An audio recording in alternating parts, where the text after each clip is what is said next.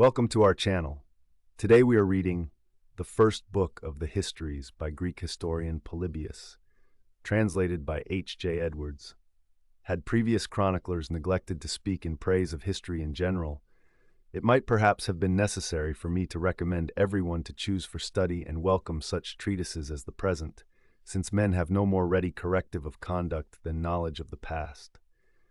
But all historians, one may say without exception, and in no half-hearted manner, but making this the beginning and end of their labor, have impressed on us that the soundest education and training for a life of active politics is the study of history, and that surest and indeed the only method of learning how to bear bravely the vicissitudes of fortune is to recall the calamities of others. Evidently, therefore, no one, and least of all myself, would think it his duty at this day to repeat what has been so well and so often said. For the very element of unexpectedness in the events I have chosen as my theme will be sufficient to challenge and incite everyone, young and old alike, to peruse my systematic history. For who is so worthless or indolent as not to wish to know by what means and under what system of polity the Romans in less than 53 years have succeeded in subjecting nearly the whole inhabited world to their sole government, a thing unique in history? Or who again is there so passionately devoted to other spectacles or studies as to regard anything as of greater moment than the acquisition of this knowledge? How striking and grand is the spectacle presented by the period with which I purpose to deal will be most clearly apparent if we set beside and compare with the Roman dominion the most famous empires of the past, those which have formed the chief theme of historians. Those worthy of being thus set beside it and compared are these. The Persians for a certain period possessed a great rule and dominion, but so often as they ventured to overstep the boundaries of Asia, they imperiled not only the security of this empire, but their own existence. The Lacedaemonians, after having for many years disputed the hegemony of Greece, at length attained it, but to hold it uncontested for scarce 12 years. The Macedonian rule in Europe extended but from the Adriatic region to the Danube, which would appear a quite insignificant portion of the continent. Subsequently, by overthrowing the Persian Empire, they became supreme in Asia also. But though their empire was now regarded as the greatest geographically and politically that had ever existed, they left the larger part of the inhabited world as yet outside it.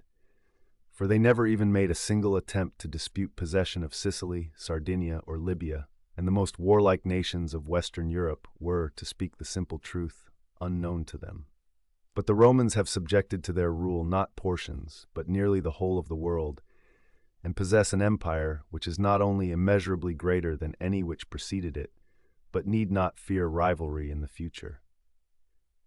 In the course of this work, it will become more clearly intelligible by what steps this power was acquired, and it will also be seen how many and how great advantages accrue to the student from the systematic treatment of history. The date from which I propose to begin my history is the 40th Olympiad between 220 to 216 BC, and the events are the following. 1. In Greece, the so-called Social War, the first waged against the Aetolians by the Achaeans in league with and under the leadership of Philip of Macedon, the son of Demetrius and father of Perseus. 2. In Asia, the war for Cola Syria between Antiochus and Ptolemy Philopator. 3. In Italy, Libya, and the adjacent regions, the war between Rome and Carthage, usually known as the Hannibalic War. These events immediately succeed those related at the end of the work of Aratus of Sicyon.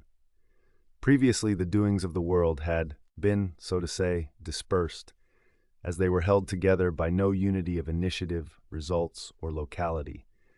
But ever since this date, history has been an organic whole, and the affairs of Italy and Libya have been interlinked with those of Greece and Asia, all leading up to one end. And this is my reason for beginning their systematic history from that date. For it was owing to their defeat of the Carthaginians in the Hannibalic War that the Romans, feeling that the chief and most essential step in their scheme of universal aggression had now been taken, were first emboldened to reach out their hands to grasp the rest and to cross with an army to Greece and the continent of Asia. Now were we Greeks well acquainted with the two states, which disputed the empire of the world, it would not perhaps have been necessary for me to deal at all with their previous history, or to narrate what purpose guided them, and on what sources of strength they relied, in entering upon such a vast undertaking. But as neither the former power nor the earlier history of Rome and Carthage is familiar to most of us Greeks, I thought it necessary to prefix this book and the next to the actual history, in order that no one after becoming engrossed in the narrative proper may find himself at a loss, and ask by what counsel and trusting to what power and resources the Romans embarked on that enterprise which has made them lords over land and sea in our part of the world. But that from these books and the preliminary sketch in them, it may be clear to readers that they had quite adequate grounds for conceiving the ambition of a world empire and adequate means for achieving their purpose. For what gives my work its peculiar quality, and what is most remarkable in the present age, is this. Fortune has guided almost all the affairs of the world in one direction, and has forced them to incline towards one and the same end. A historian should likewise bring before his readers under one synoptical view the operations by which she has accomplished her general purpose. Indeed, it was this chiefly that invited and encouraged me to undertake my task, and secondarily, the fact that none of my contemporaries have undertaken to write a general history, in which case I should have been much less eager to take this in hand. As it is, I observe that while several modern writers deal with particular wars and certain matters connected with them, no one, as far as I am aware, has even attempted to inquire critically when and whence the general and comprehensive scheme of events originated and how it led up to the end. I therefore thought it quite necessary not to leave unnoticed or allow to pass into oblivion this the finest and most beneficent of the performances of fortune. For though she is ever producing something new and ever playing a part in the lives of men, she has not in a single instance ever accomplished such a work, ever achieved such a triumph as in our own times. We can no more hope to perceive this from histories dealing with particular events than to get at once a notion of the form of the whole world, its disposition and order, by visiting, each in turn, the most famous cities, or indeed by looking at separate plans of each, a result by no means likely. He indeed who believes that by studying isolated histories he can acquire a fairly just view of history as a whole, is, as it seems to me, much in the case of one, who, after having looked at the dissevered limbs of an animal once alive and beautiful, fancies he has been as good as an eye-witness of the creature itself in all its action and grace. For could anyone put the creature together on the spot, restoring its form and the comeliness of life, and then show it to the same man, I think he would quickly avow that he was formerly very far away from the truth, and more like one in a dream. For we can get some idea of a whole from a part, but never knowledge or exact opinion. Special histories therefore contribute very little to the knowledge of the whole and conviction of its truth. It is only indeed by study of the interconnection of all the particulars, their resemblances and differences, that we are enabled at least to make a general survey, and thus derive both benefit and pleasure from history. I shall adopt as the starting point of this book the first occasion on which the Romans crossed the sea from Italy. This follows immediately on the close of Timaeus' history and took place in the 29th Olympiad between 264 to 261 BC. Thus we must first state how and when the Romans established their position in Italy, and what prompted them afterwards to cross to Sicily, the first country outside Italy where they set foot. The actual cause of their crossing must be stated without comment, for if I were to seek the cause of the cause and so on, my whole work would have no clear starting point and principle. The starting point must be an era generally agreed upon and recognized, and one self-apparent from the events, even if this involves my going back a little in point of date and giving a summary of intervening occurrences. For if there is any ignorance or indeed any dispute as to what are the facts from which the work opens, it is impossible that what follows should meet with acceptance or credence. But once we produce in our readers a general agreement on this point, they will give ear to all the subsequent narrative. It was, therefore, the 19th year after the battle of Aegospotami and the 16th before that of Leuctra, the year in which the Spartans ratified the peace known as that of Antalcidas with the king of Persia, that in which also Dionysius the Elder, after defeating the Italiate Greeks in the battle at the river Elaporos, was besieging Rhegium, and that in which the Gauls, after taking Rome itself by assault, occupied the whole of that city except the capital. The Romans, after making a truce on conditions satisfactory to the Gauls, and being thus contrary to their expectation reinstated in their home, and as it were now started on the road of aggrandizement, continued in the following years to wage war on their neighbors. After subduing all the Latins by their valor and the fortune of war, they fought first against the Etruscans, then against the Celts, and next against the Samnites, whose territory was conterminous with that of the Latins on the east and north. After some time the Tarentines, fearing the consequences of their insolence to the Roman envoys, begged for the intervention of Pyrrhus. This was in the year preceding the expedition of those Gauls who met with the reverse at Delphi and then crossed to Asia. The Romans had ere this reduced the Etruscans and Samnites, and had vanquished the Italian Celts in many battles. And they now for the first time attacked the rest of Italy, not as if it were a foreign country, but as if it rightfully belonged to them. Their struggle with the Samnites and Celts had made them veritable masters in the art of war, and after bravely supporting this war with Pyrrhus, and finally expelling himself and his army from Italy, they continued to fight with and subdue those who had sided with him. When, with extraordinary good fortune, they had reduced all these peoples and had made all the inhabitants of Italy their subjects excepting the Celts, they undertook the siege of Rhegium, now held by certain of their compatriots. For very much the same fortune had befallen the two cities on the straits, Messene and Rhegium. Certain Campanians serving under Agathocles had long cast covetous eyes on the beauty and prosperity of Messene, and not long before the events I am speaking of, they availed themselves of the first opportunity to capture it by treachery. After being admitted as friends and occupying the city, they first expelled or massacred the citizens, and then took possession of the wives and families of the dispossessed victims, just as chance assigned them each at the time of the outrage. They next divided among themselves the land and all other property. Having thus possessed themselves so quickly and easily of a fine city and territory, they were not long in finding imitators of their exploit. For the people of Rhegium, when Pyrrhus crossed to Italy, dreading an attack by him and fearing also the Carthaginians who commanded the sea, begged from the Romans a garrison and support. The force which came, 4,000 in number, and under the command of Decius, a Campanian, kept the city in their faith for some time, but at length, anxious to rival the Mamertines and with their cooperation, played the people of Rhegium false, and eagerly coveting a city so favorably situated and containing so much private wealth, expelled or massacred the citizens and possessed themselves of the city in the same manner as the Campanians had done. The Romans were highly displeased, yet could do nothing at the time, as they were occupied with the wars I have already mentioned. But when they had a free hand, they shut up the culprits in the city and proceeded to lay siege to it, as I have stated above.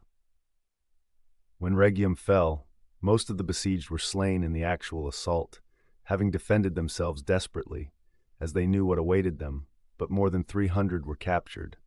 When they were sent to Rome, the consuls had them all conducted to the Forum, and there, according to the Roman custom, scourged and beheaded, their object being to recover as far as possible by this punishment their reputation for good faith with the allies. The city and territory of Rhegium they at once restored to the citizens. The Mamertines, for this was the name adopted by the Campanians after their seizure of Messene, as long as they enjoyed the alliance of the Romans together with the Campanians who had occupied Rhegium, not only remained in secure possession of their own city and territory, but caused no little trouble to the Carthaginians and Syracusans about the adjacent territories, levying tribute from many parts of Sicily. When, however, they were deprived of this support, the captors of Rhegium being now closely invested, they were at once in their turn driven to take refuge in their city by the Syracusans, owing to the following causes. Not many years before, the Syracusan army had quarreled with those in the city.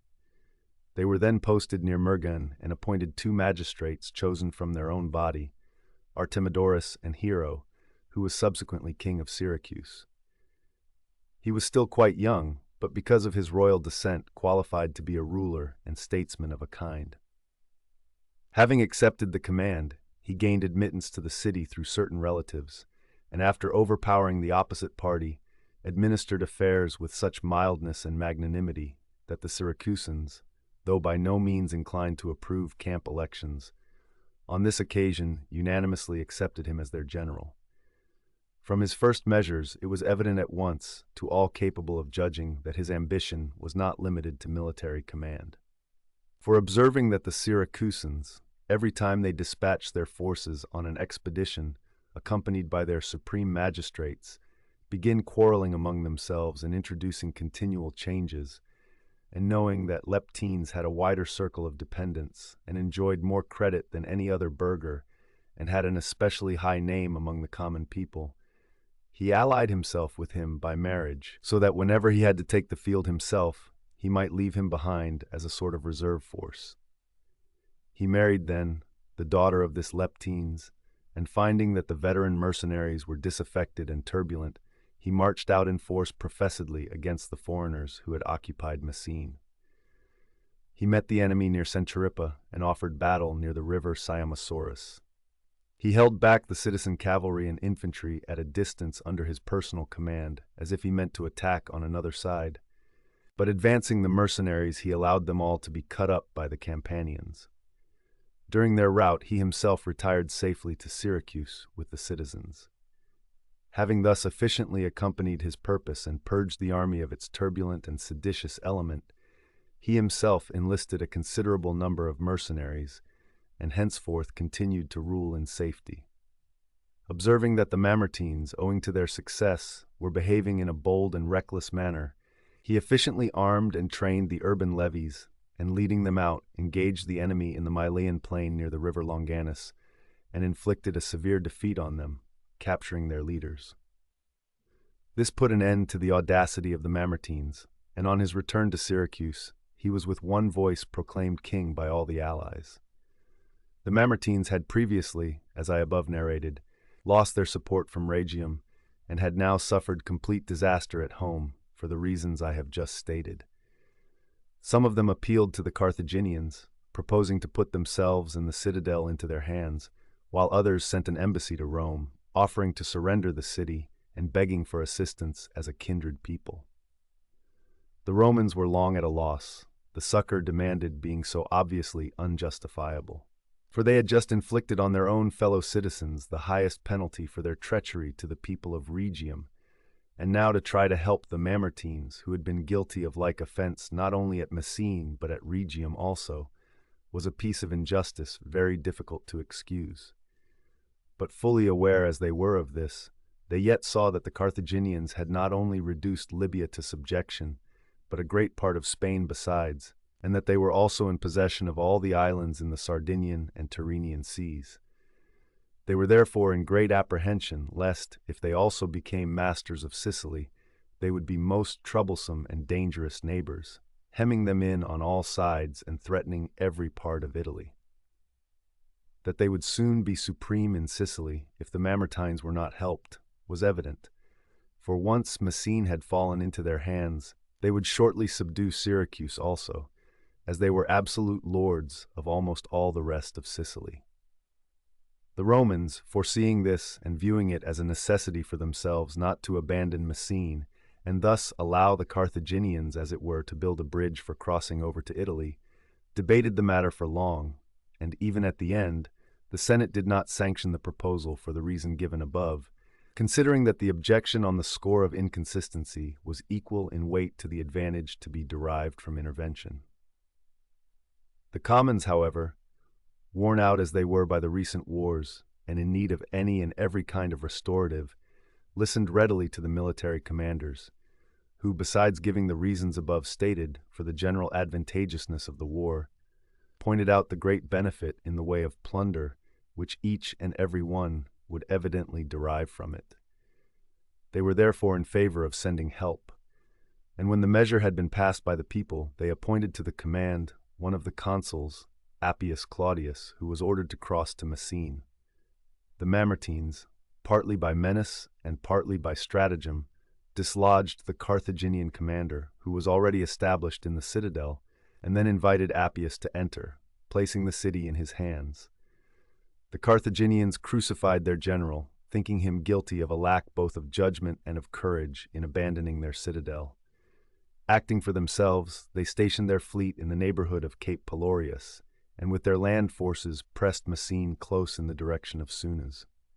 Hiero now, thinking that present circumstances were favorable for expelling from Sicily entirely the foreigners who occupied Messene, made an alliance with the Carthaginians, and quitting Syracuse with his army, marched towards that city.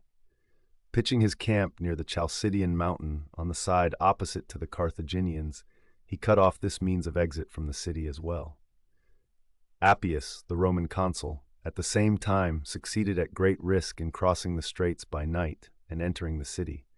Finding that the enemy had strictly invested Messene on all sides, and regarding it as both inglorious and perilous for himself to be besieged, as they commanded both land and sea, he at first tried to negotiate with both, desiring to deliver the Mamertines from the war. But when neither paid any attention to him, he decided perforce to risk an engagement, and in the first place to attack the Syracusans. Leading out his forces, he drew them up in order of battle, the king of Syracuse readily accepting the challenge. After a prolonged struggle, Appius was victorious and drove the whole hostile force back to their camp.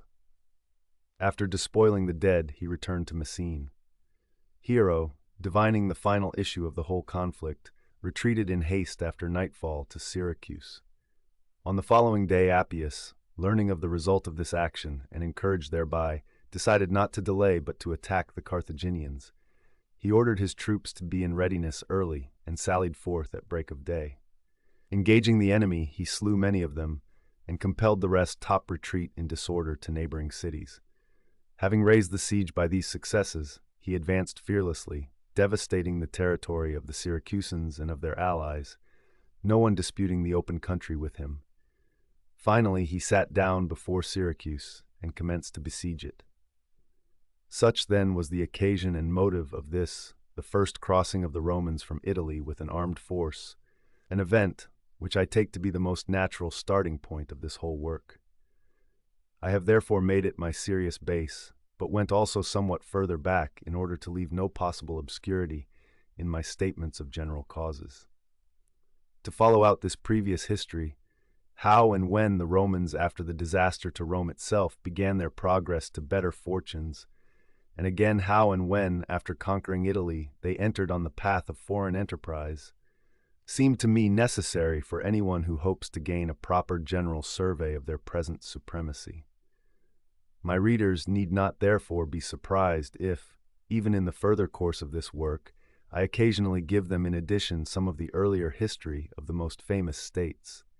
For I shall do so in order to establish such a fundamental view as will make it clear in the sequel, starting from what origins and how and when they severally reached their present position. This is exactly what I have just done about the Romans. Enough of such explanations. It is now time to come to my subject after a brief summary of the events included in these introductory books. To take them in order, we have first the incidents of the war between Rome and Carthage for Sicily. Next follows the war in Libya, and next the achievements of the Carthaginians under Hamilcar and after under Hasdrubal. At the same time occurred the first crossing of the Romans to Illyria and these parts of Europe, and subsequently to the preceding events their struggle with the Italian Celts. Contemporary with this, the so-called Cleomenic War was proceeding in Greece, and with this war I wind up my introduction as a whole and my second book. Now to recount all these events in detail is neither incumbent on me, nor would it be useful to my readers, for it is not my purpose to write their history, but to mention them summarily as introductory to the events which are my real theme. I shall therefore attempt by such summary treatment of them in their proper order to fit in the end of the introduction to the beginning of the actual history. Thus there will be no break in the narrative, and it will be seen that I have been justified in touching on events which have been previously narrated by others, while this arrangement will render the approach to what follows intelligible and easy for students.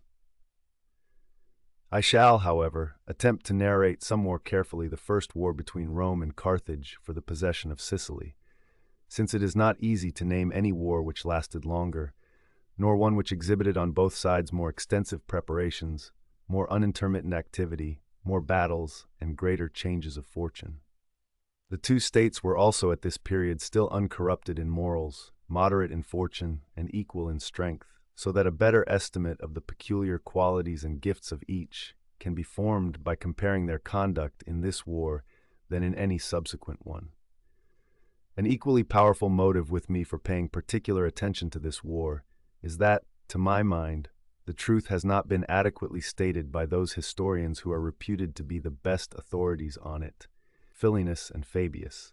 I do not indeed accuse them of intentional falsehood in view of their character and principles, but they seem to me to have been much in the case of lovers, for owing to his convictions and constant partiality, Philinus will have it that the Carthaginians in every case acted wisely, well, and bravely, and the Romans otherwise, whilst Fabius takes the precisely opposite view. In other relations of life, we should not perhaps exclude all such favoritism, for a good man should love his friends and his country. He should share the hatreds and attachments of his friends. But he who assumes the character of a historian must ignore everything of the sort, and often, if their actions demand this, speak good of his enemies and honor them with the highest praises, while criticizing and even reproaching roundly his closest friends, should the errors of their conduct impose this duty on him. For just as a living creature which has lost its eyesight is wholly incapacitated, so if history is stripped of her truth, all that is left is but an idle tale. We should therefore not shrink from accusing our friends or praising our enemies, nor need we be shy of sometimes praising and sometimes blaming the same people, since it is neither possible that men in the actual business of life should always be in the right, nor is it probable that they should be always mistaken. We must therefore disregard the actors in our narrative and apply to the actions such terms and such criticism as they deserve. The truth of what I have just said is evident from what follows. Philinus, in commencing his narrative at the outset of his second book, tells us that the Carthaginians and Syracusans were besieging Messene, that the Romans, reaching the city by sea, at once marched out against the Syracusans, but after being severely handled, returned to Messene. They next sallied out against the Carthaginians, and were not only worsted, but lost a considerable number of prisoners.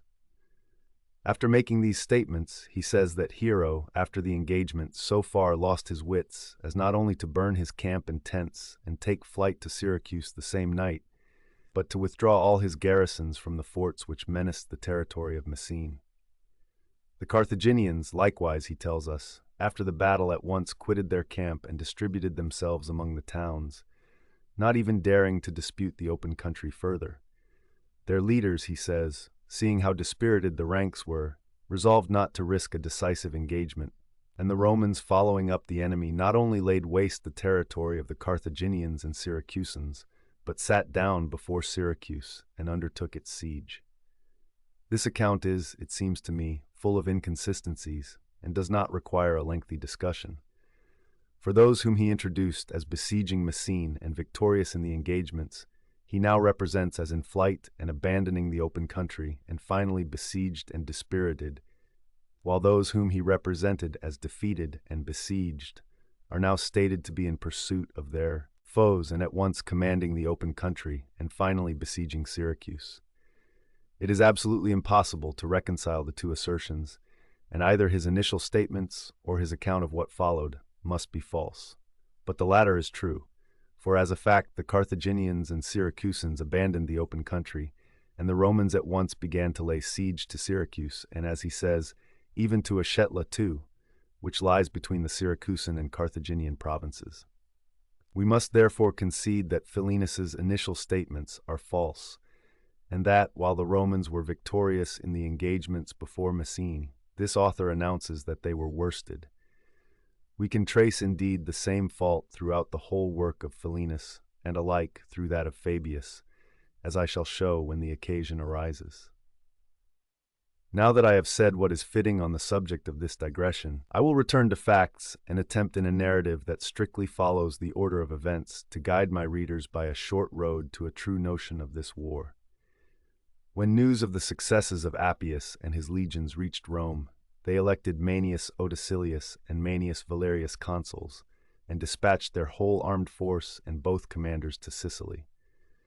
The Romans have 4 legions of Roman citizens in all apart from the allies. These they enroll annually, each legion comprising 4,000 foot and 300 horse.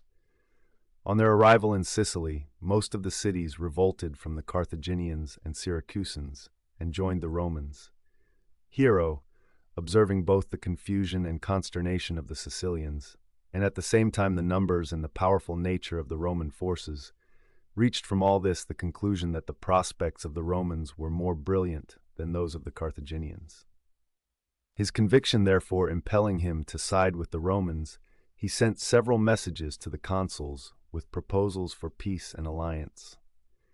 The Romans accepted his overtures, especially for the sake of their supplies, for since the Carthaginians commanded the sea, they were apprehensive lest they should be cut off on all sides from the necessities of life, in view of the fact that the armies which had previously crossed to Sicily had run very short of provisions.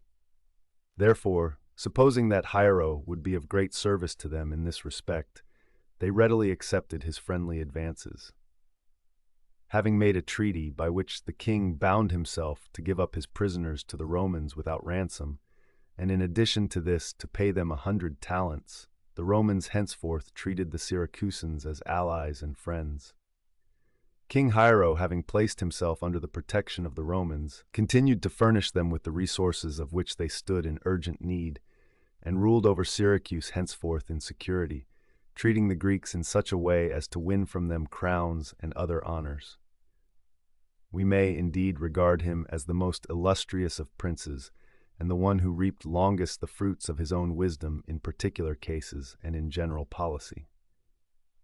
When the terms of the treaty were referred to Rome, and when the people had accepted and ratified this agreement with Hiero, the Romans decided not to continue to employ all their forces in the expedition, but only 2 legions, thinking on the one hand that, now the king had joined them, the war had become a lighter task, and calculating that their forces would be better off for supplies.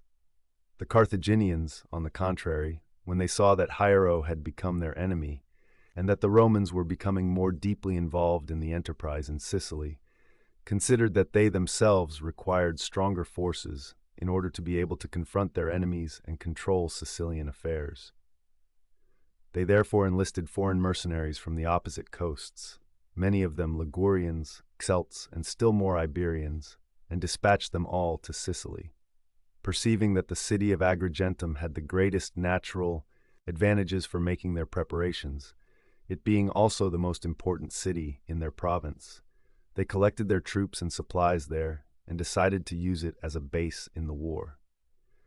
Meanwhile, the Roman consuls who had made the treaty with Hiero had left, and their successors, Lucius Postumius and Quintus Mamilius, had arrived in Sicily with their legions. On taking note of the plan of the Carthaginians and their activity at Agrigentum, they decided on a bolder initiative. Abandoning, therefore, other operations, they brought all their forces to bear on Agrigentum itself, and encamping at a distance of 8 stades from the city, shut the Carthaginians up within the walls. It was the height of the harvest, and as a long siege was foreseen, the soldiers began gathering corn with more venturesomeness than was advisable. The Carthaginians, observing that the enemy were dispersed about the country, made a sortie and attacked the foragers. Having easily put these to flight, some of them pressed on to plunder the fortified camp, while others advanced on the covering force. But on this occasion, and often on previous ones, it is the excellence of their institutions which has saved the situation for the Romans.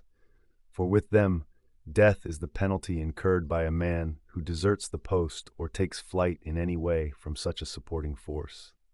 Therefore, on this occasion as on others, they gallantly faced opposites who largely outnumbered them, and, though they suffered heavy loss, killed still more of the enemy.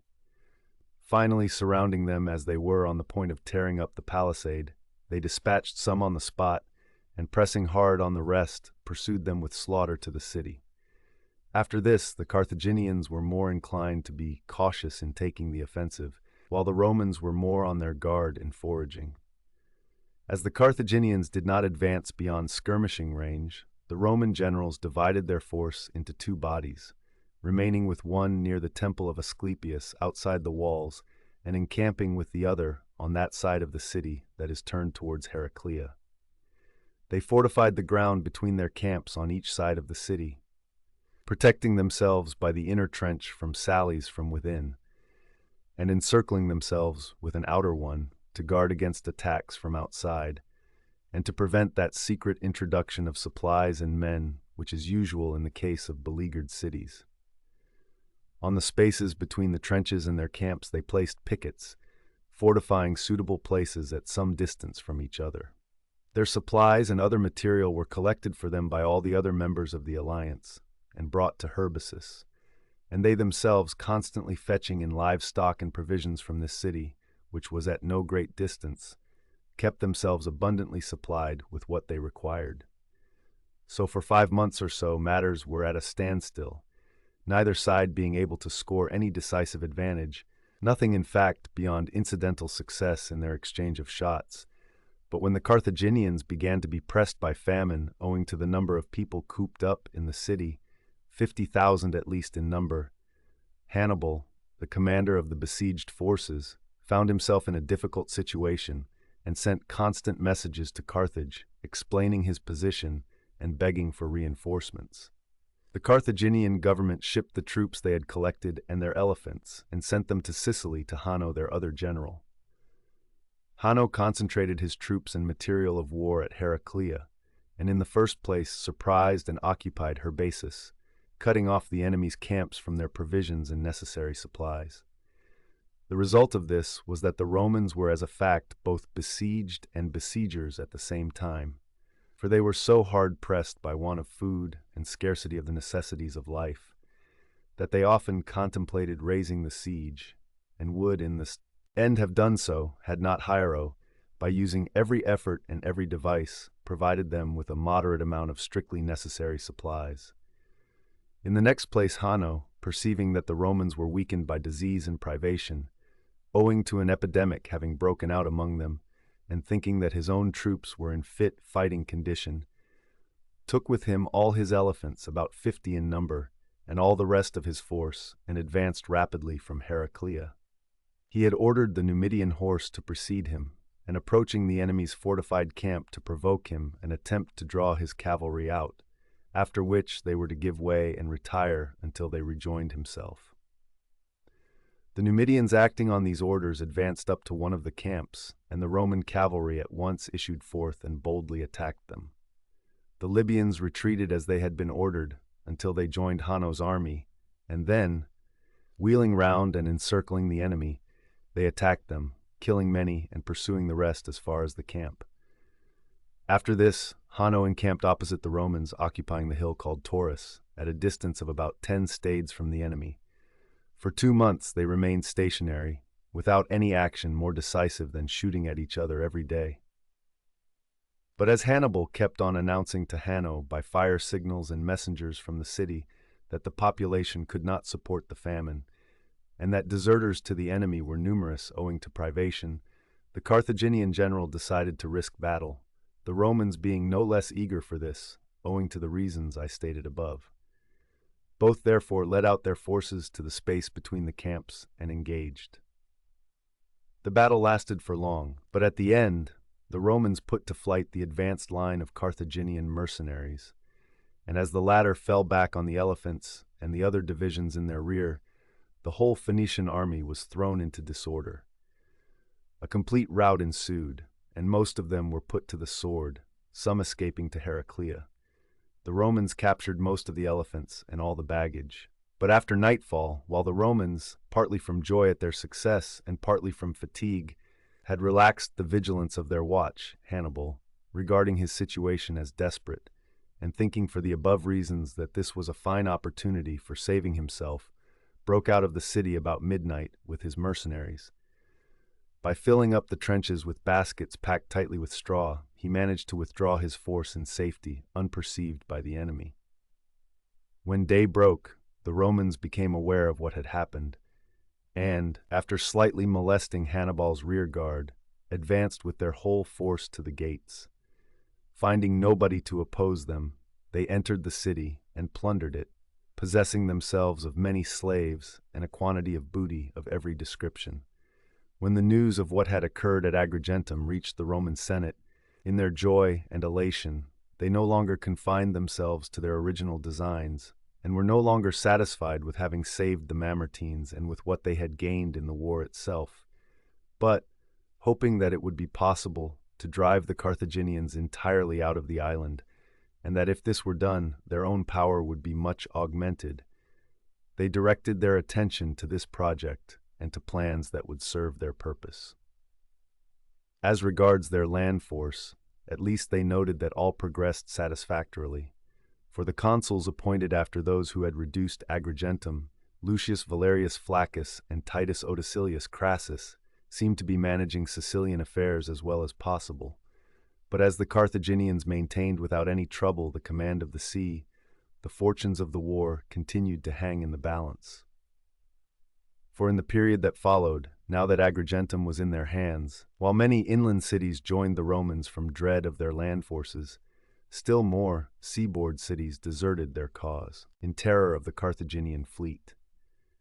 Hence, when they saw that the balance of the war tended more and more to shift to this side or that for the above reasons, and that while Italy was frequently ravaged by naval forces, Libya remained entirely free from damage, they took urgent steps to get on the sea like the Carthaginians. And one of the reasons which induced me to narrate the history of the war named above at some length is just this, that my readers should, in this case too, not be kept in ignorance of the beginning, how, when, and for what reasons the Romans first took to the sea. When they saw that the war was dragging on, they undertook for the first time to build ships, 100 quinquiremes and 20 triremes. As their shipwrights were absolutely inexperienced in building quinquiremes, such ships never having been in use in Italy, the matter caused them much difficulty, and this fact shows us better than anything else how spirited and daring the Romans are when they are determined to do a thing. It was not that they had fairly good resources for it, but they had none whatever, nor had they ever given a thought to the sea. Yet when they once had conceived the project, they took it in hand so boldly that before gaining any experience in the matter, they at once engaged the Carthaginians, who had held for generations undisputed command of the sea. Evidence of the truth of what I am saying and of their incredible pluck is this. When they first undertook to send their forces across to Messene, not only had they not any decked ships, but no long warships at all, not even a single boat, and borrowing 50-oared boats and triremes from the Tarentines and Locrians, and also from the people of Elea and Naples, they took their troops across in these at great hazard. On this occasion the Carthaginians put to sea to attack them as they were crossing the straits, and one of their decked ships advanced too far in its eagerness to overtake them, and running aground, fell into the hands of the Romans. This ship they now used as a model, and built their whole fleet on its pattern, so that it is evident that if this had not occurred, they would have been entirely prevented from carrying out their design by lack of practical knowledge. Now, however, those to whom the construction of ships was committed were busy in getting them ready, and those who had collected the crews were teaching them to row on shore in the following fashion. Making the men sit on rowers' benches on dry land, in the same order as on the benches of the ships themselves, they accustomed them to fall back all at once, bringing their hands up to them, and again to come forward pushing out their hands, and to begin and finish these movements at the word of command of the fugleman. When the crews had been trained, they launched the ships as soon as they were completed, and having practiced for a brief time actual rowing at sea, they sailed along the coast of Italy as their commander had ordered. For the consul appointed by the Romans to the command of their naval force, Gnaeus Cornelius Scipio, had a few days previously given orders to the captains to sail in the direction of the straits whenever the fleet was ready, while he himself, putting to sea with 17 ships, preceded them to Messene, being anxious to provide for all the urgent needs of the fleet. While there a proposal happened to be made to him with regard to the city of Lipara, and embracing the prospect with undue eagerness, he sailed with the above-mentioned ships and anchored off the town. The Carthaginian general Hannibal, hearing at Panormus what had happened, sent off Bodes, a member of the Senate, giving him 20 ships. Bodes sailed up to Lipara at night and shut up Gnaeus in the harbor. When day dawned, the Roman crews hastily took refuge on land, and Gnaeus, falling into a state of terror and being unable to do anything, finally surrendered to the enemy. The Carthaginians now set off at once to rejoin Hannibal with the captured ships and commander of the enemy. But a few days later, though Gnaeus's disaster was so signal and recent, Hannibal himself came very near falling into the same error with his eyes open.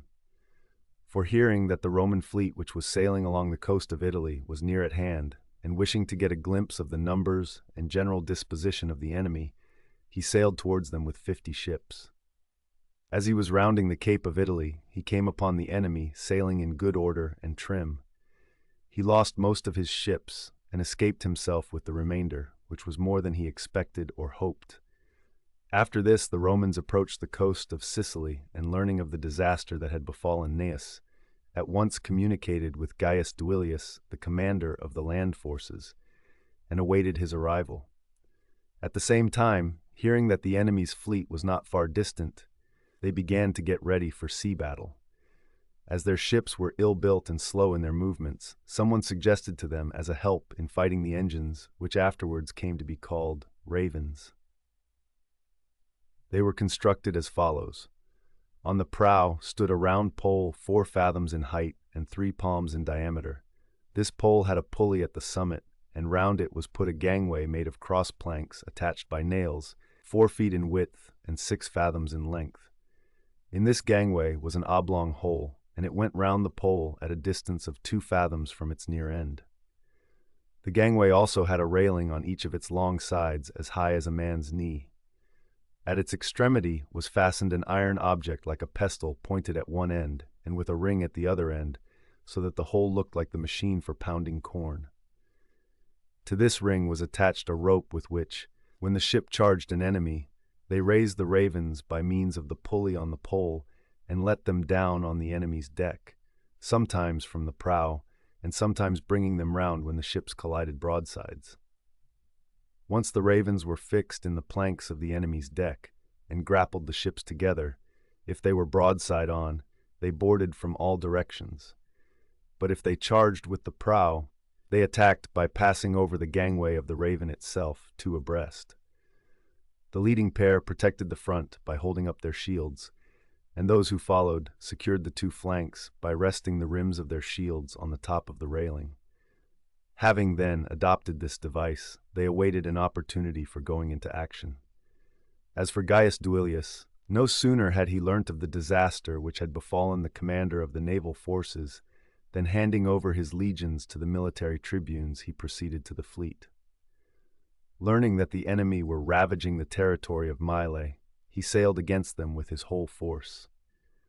The Carthaginians, on sighting him, put to sea with 130 sail, quite overjoyed and eager, as they despised the inexperience of the Romans.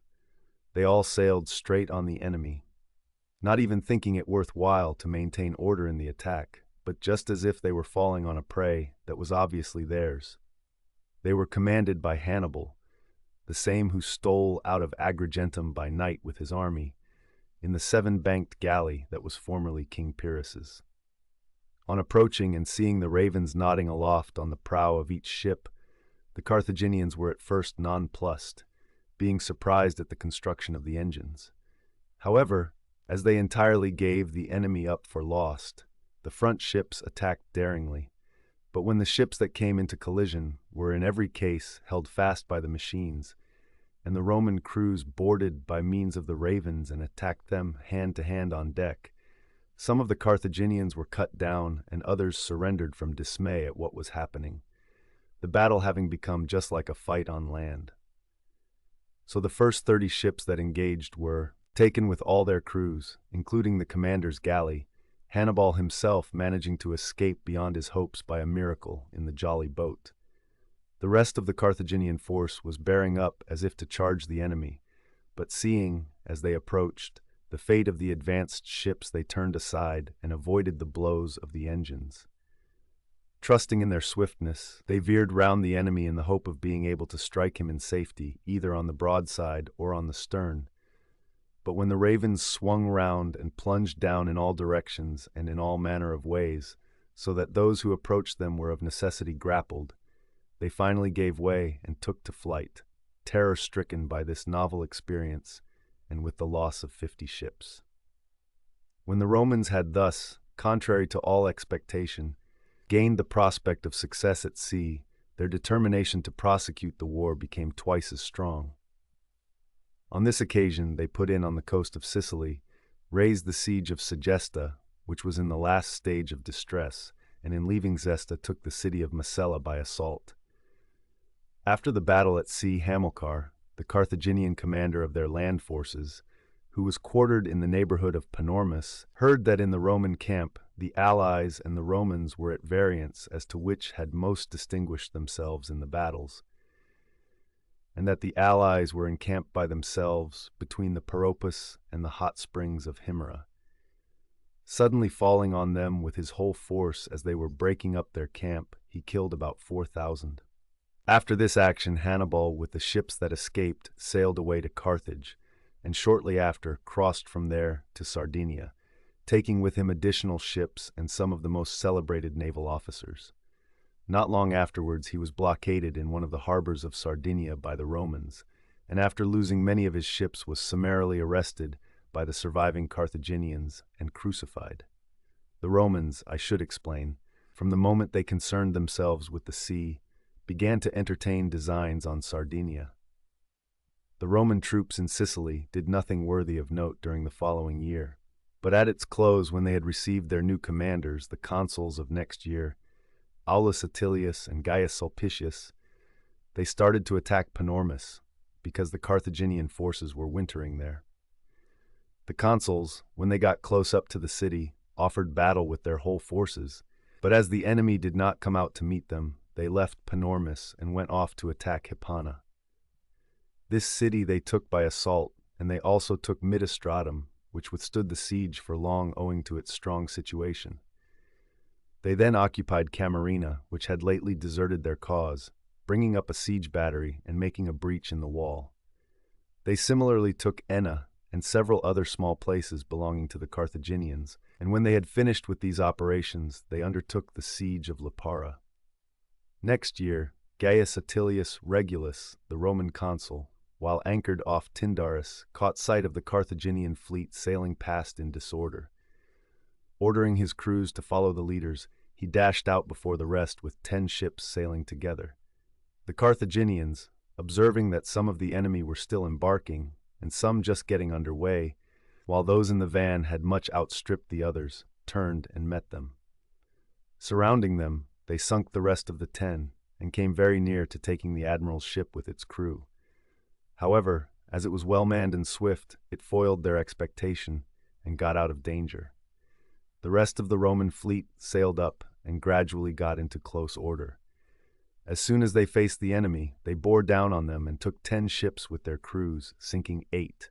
The rest of the Carthaginian fleet withdrew to the islands known as Liparaean. The result of this battle was that both sides thought that they had fought, now on equal terms, and both threw themselves most thoroughly into the task of organizing naval forces and disputing the command of the sea, while in the meantime the land forces accomplished nothing worthy of mention, but spent their time in minor operations of no significance. The Romans, therefore, after making preparations, as I said, for the coming summer, set to sea with a fleet of 330 decked ships of war, and put in to Messene. Starting again from there, they sailed with Sicily on their right hand, and doubling Cape Pachynus, they came round to Ecnomus, because their land forces too happened to be just in that neighborhood. The Carthaginians, setting sail with 350 decked vessels, touched at Lilybaeum, and proceeding thence came to anchor off Heraclea Manoa. The plan of the Romans was to sail to Libya and deflect the war to that country, so that the Carthaginians might find no longer Sicily but themselves and their own territory in danger. The Carthaginians were resolved on just the opposite course, for, aware as they were that Africa is easily accessible, and that all the people in the country would be easily subdued by anyone who had once invaded it, they were unable to allow this, and were anxious to run the risk of a sea battle. The object of the one side being to prevent, and that of the other to force a crossing, it was clear that their rival aims would result in the struggle which followed. The Romans had made suitable preparations for both contingencies, for an action at sea and for a landing in the enemy's country. For the latter purpose, selecting the best men from their land forces, they divided into 4 corps the total force they were about to embark. Each corps had 2 names. It was called either the First Legion or the First Squadron, and the others accordingly. The fourth had a third name in addition. They were called triarii, after the usage in the land forces.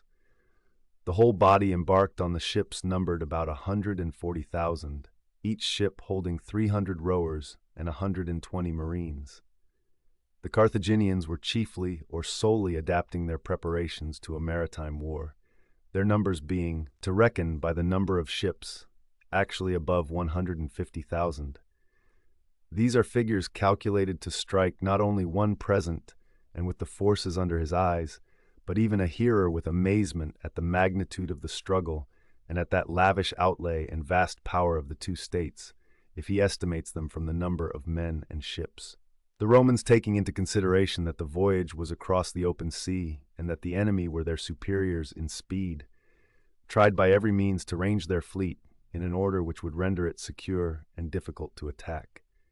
Accordingly, they stationed their 2 six-banked galleys, on which the commanders, Marcus Atilius Regulus and Lucius Manlius, were sailing, in front and side by side with each other.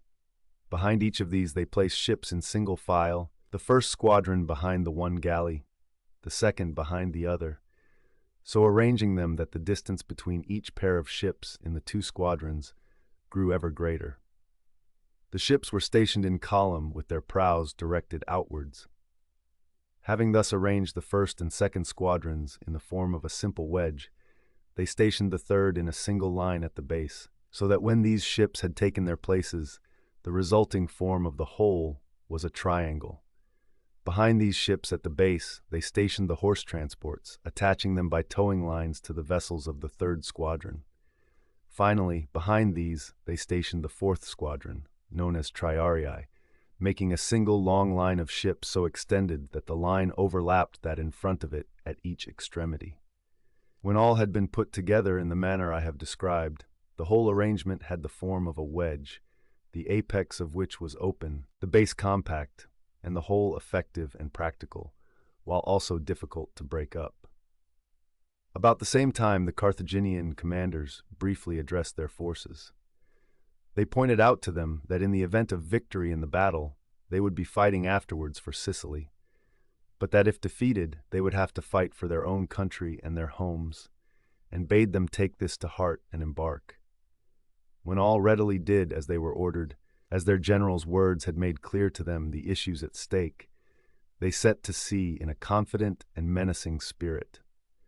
The commanders, when they saw the enemy's order, adapted their own to it.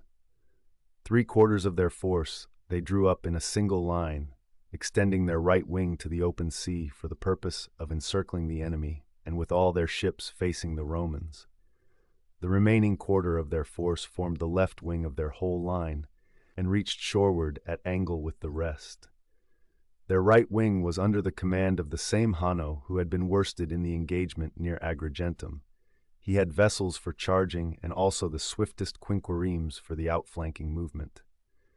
The left wing was in charge of Hamilcar, the one who commanded in the sea battle at Tyndaris, and he, fighting as he was in the center of the line, used in the fray the following stratagem. The battle was begun by the Romans who, noticing that the Carthaginian line was thin owing to its great extent, delivered an attack on the center. The Carthaginian center had received Hamilcar's orders to fall back at once with the view of breaking the order of the Romans, and, As they hastily retreated, the Romans pursued them vigorously. While the first and second squadrons thus pressed on the flying enemy, the third and fourth were separated from them, the third squadron towing the horse transports, and the triarii remaining with them as a supporting force.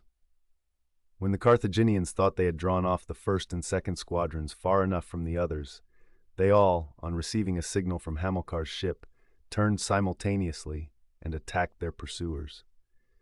The engagement that followed was a very hot one, the superior speed of the Carthaginians enabling them to move round the enemy's flank as well as to approach easily and retire rapidly, while the Romans, relying on their sheer strength when they closed with the enemy, grappling with the ravens every ship as soon as it approached, fighting also, as they were, under the very eyes of both the consuls who were personally taking part in the combat, had no less high hopes of success.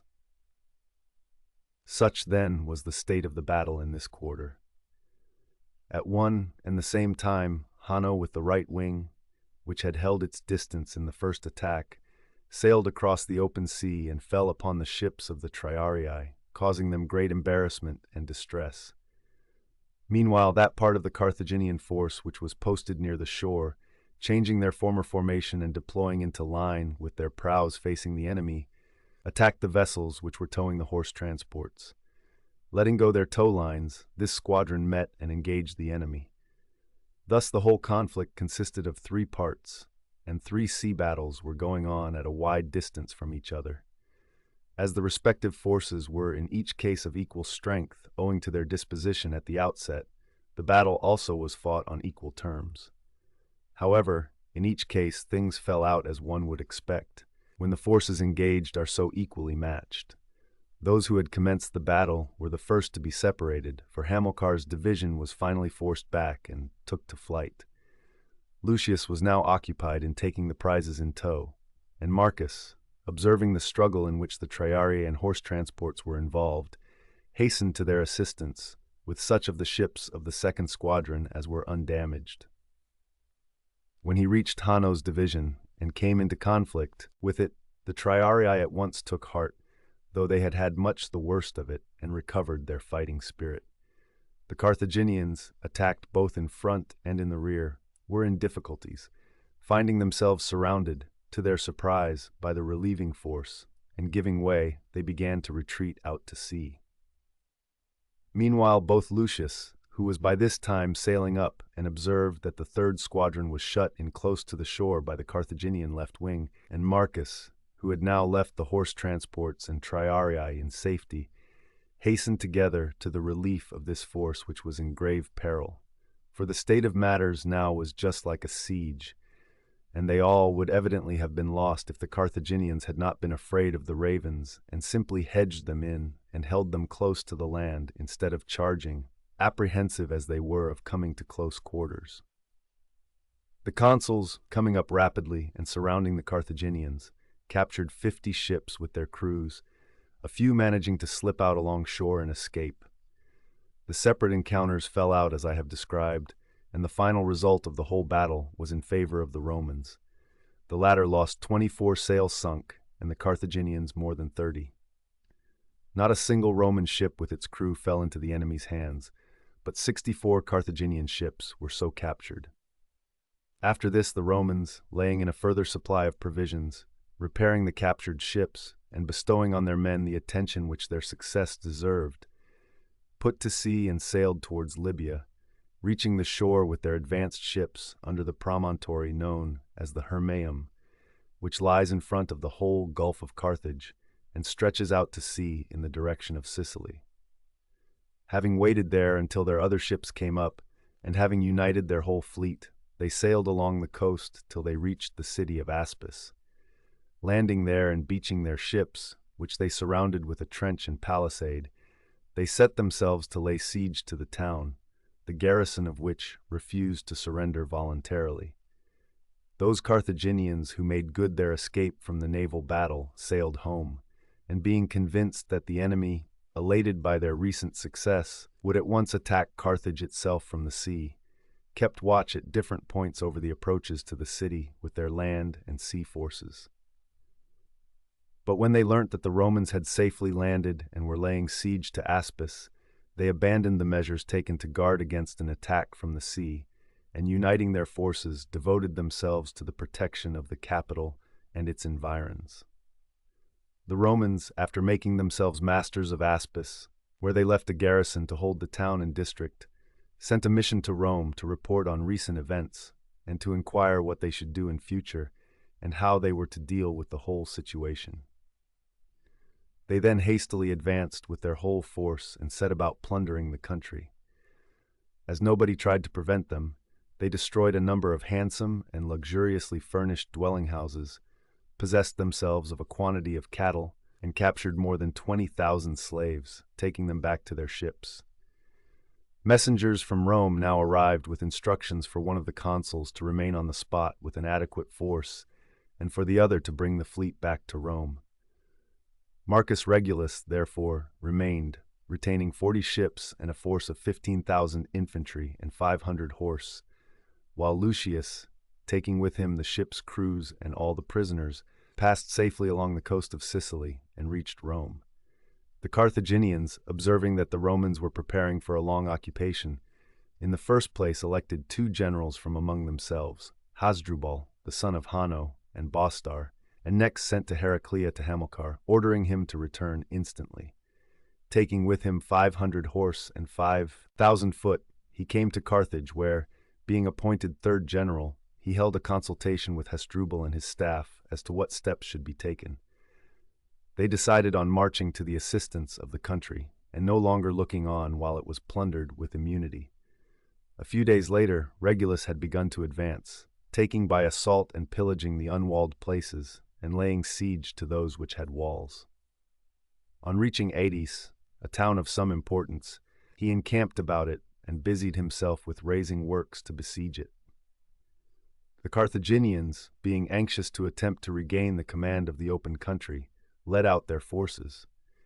They took possession of a hill which, while overlooking the enemy, was not a favorable position for their own army, and there they encamped. In this manner, though their best hope lay in their cavalry and elephants, yet by quitting the level country and shutting themselves up in a precipitous place, difficult of access, they were sure to make it plain to their adversaries how best to attack them, and this is exactly what did happen. For the Roman commanders, perceiving from their experience of war that the most efficient and formidable part of the enemy's force was rendered unserviceable by their position, did not wait for the Carthaginians to come down and offer battle on the plain, but, seizing on their own opportunity, advanced at daybreak on the hill from both sides. And so their elephants and cavalry were absolutely useless to the Carthaginians, but their mercenaries sallying out with great gallantry and dash compelled the first legion to give way and take to flight. But on their advancing too far and being surrounded and driven back by the force that was attacking on the other side, the whole Carthaginian army were at once dislodged from their camp. The elephants and cavalry, as soon as they reached level ground, effected their retreat in safety, and the Romans, after pursuing the infantry for a short distance and destroying the camp, henceforth overran and plundered the country and its towns unmolested. Having made themselves masters of the town named Tunis, which was a suitable base for these raids, and also well situated for operations against the capital and its immediate environs, they established themselves there. The Carthaginians, having thus been twice defeated, shortly before at sea and now on land, in both cases owing to no lack of bravery in their troops, but owing to the incompetence of their commanders, had now fallen into a thoroughly difficult position. For, in addition to the misfortunes I have mentioned, the Numidians, attacking them at the same time as the Romans, inflicted not less but even more damage on the country than the latter. The terror-stricken inhabitants took refuge in the city of Carthage, where utter despondency and extreme famine prevailed, the latter owing to overcrowding and the former owing to the expectation of a siege. Regulus, perceiving that the Carthaginians were utterly worsted both by land and sea, and expecting to capture the city in a very short time, was yet apprehensive lest his successor in the consulate should arrive from Rome before Carthage fell and receive the credit of the success, and he therefore invited the enemy to enter into negotiations. The Carthaginians gave a ready ear to these advances and sent out an embassy of their leading citizens. On meeting Regulus, however, the envoys were so far from being inclined to yield to the conditions he proposed that they could not even bear listening to the severity of his demands. For, imagining himself to be complete master of the situation, he considered they ought to regard any concessions on his part as gifts and acts of grace. As it was evident to the Carthaginians that even if they became subject to the Romans, they could be in no worse case than if they yielded to the present demands, they returned not only dissatisfied with the conditions proposed, but offended by Regulus's harshness. The attitude of the Carthaginian Senate on hearing the Roman generals' proposals was, although they had almost abandoned all hope of safety, yet one of such manly dignity that rather than submit to anything ignoble or unworthy of their past, they were willing to suffer anything and to face every exertion and every extremity. Just about this time there arrived at Carthage one of the recruiting officers they had formerly dispatched to Greece, bringing a considerable number of soldiers, and among them a certain Xanthippus of Lacedaemon, a man who had been brought up in the Spartan discipline and had had a fair amount of military experience. On hearing of the recent reverse, and how and in what way it occurred, and on taking a comprehensive view of the remaining resources of the Carthaginians and their strength in cavalry and elephants, he at once reached the conclusion and communicated it to friends that the Carthaginians owed their defeat not to the Romans but to themselves, through the inexperience of their generals. Owing to the critical situation, Xanthippus's remarks soon got abroad and reached the ears of the generals, whereupon the government decided to summon him before them and examine him. He presented himself before them and communicated to them his estimate of the situation, pointing out why they were now being worsted, and urging that if they would take his advice and avail themselves of the level country for marching, encamping, and offering battle, they could easily not only secure their own safety, but defeat the enemy. The generals, accepting what he said and resolving to follow his advice, at once entrusted their forces to him. Now, even when the original utterance of Xanthippus got abroad, it had caused considerable rumor and more or less sanguine talk among the populace. But on his leading the army out and drawing it up in good order before the city, and even beginning to maneuver some portions of it correctly, and give the word of command in the orthodox military terms, the contrast to the incompetency of the former generals was so striking that the soldiery expressed their approval by cheers and were eager to engage the enemy, feeling sure that if Xanthippus was in command, no disaster could befall them. Upon this, the generals, seeing the extraordinary recovery of courage among the troops, addressed them in words suitable to the occasion, and after a few days took the field with their forces. These consisted of 12,000 foot, 4,000 horse, and very nearly 100 elephants. When the Romans saw that the Carthaginians were marching through the flat country and pitching their camps on level ground, they were surprised indeed and somewhat disturbed by this in particular, but yet were anxious on the whole to get into contact with the enemy. On coming into touch, they encamped on the first day at a distance of about 10 stades from him.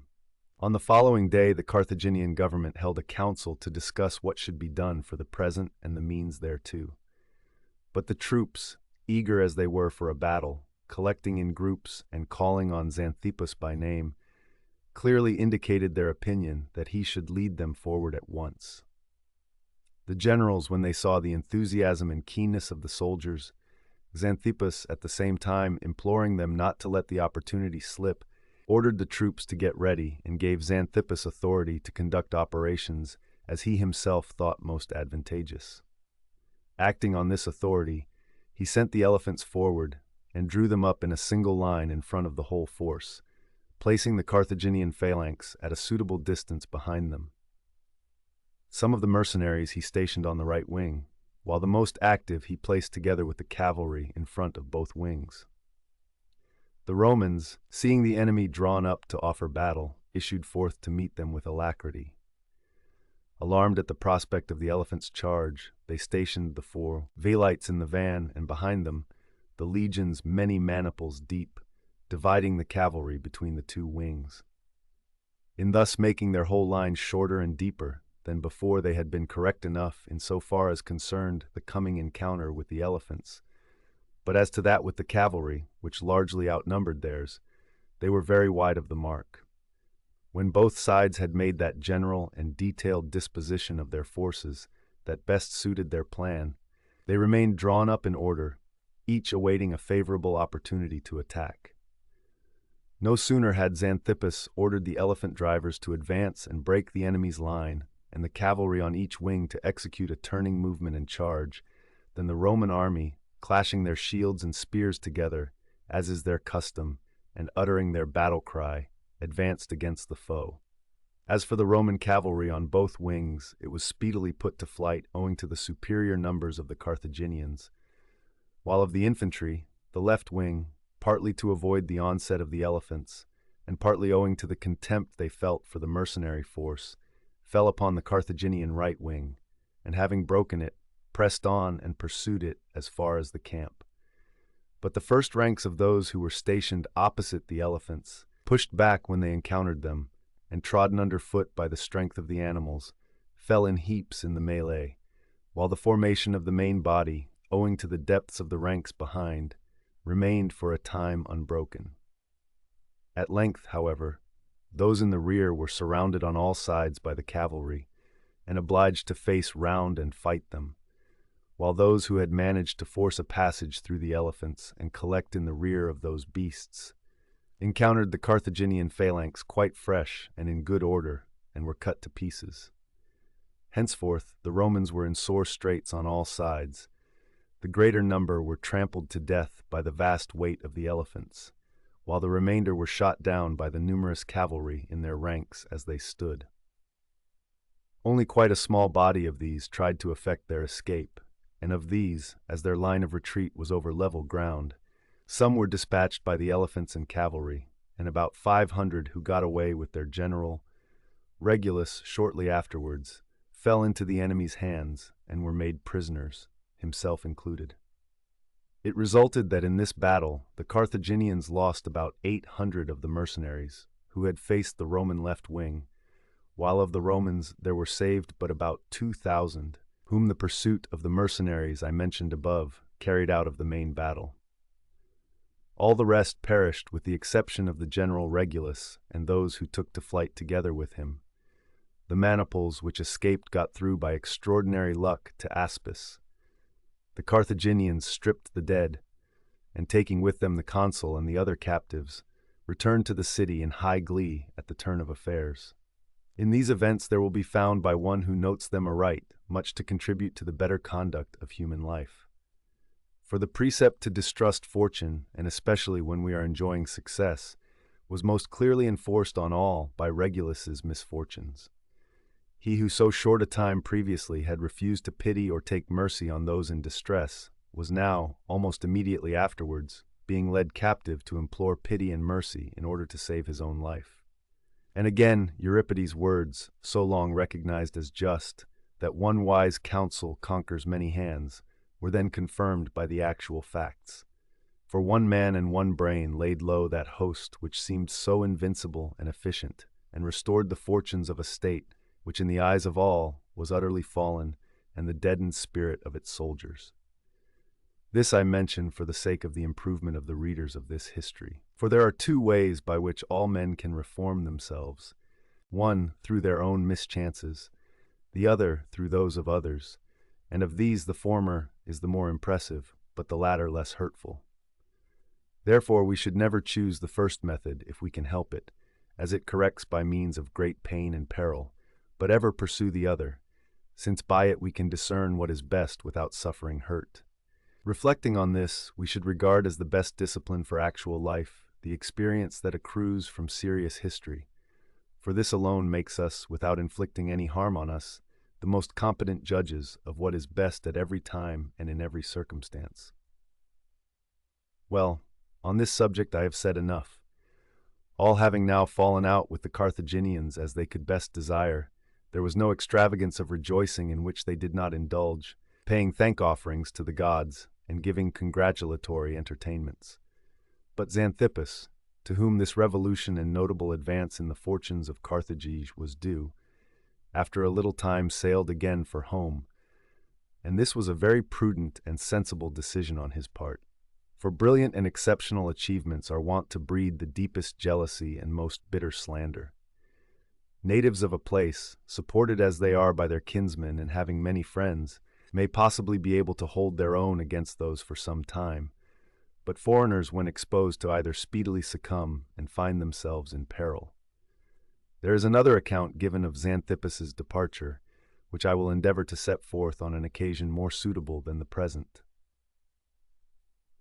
The Romans, who had never expected to receive such bad news from Libya, at once directed their efforts to fitting out their fleet and rescuing their surviving troops there.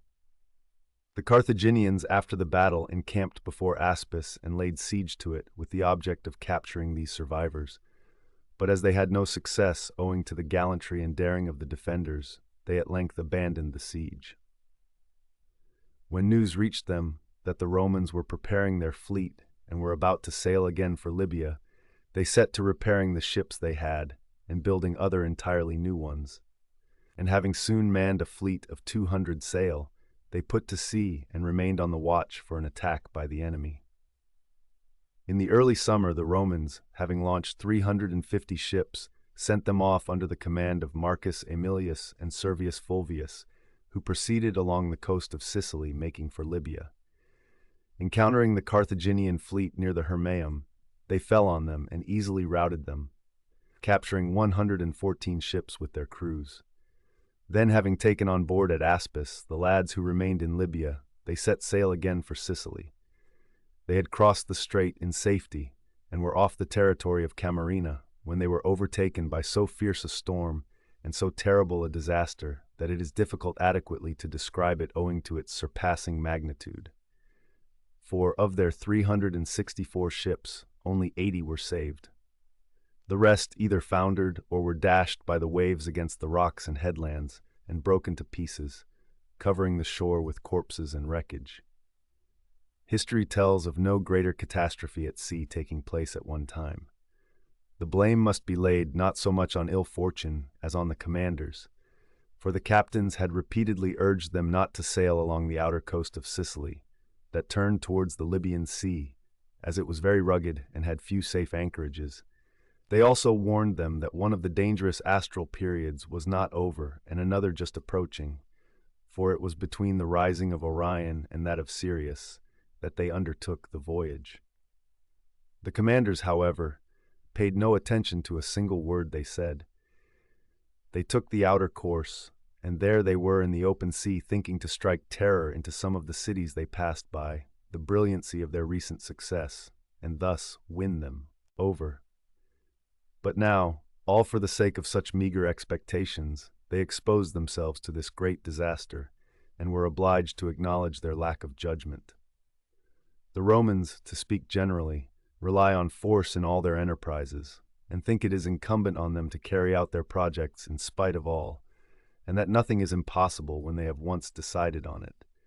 They owe their success in many cases to this spirit, but sometimes they conspicuously fail by reason of it, and especially at sea.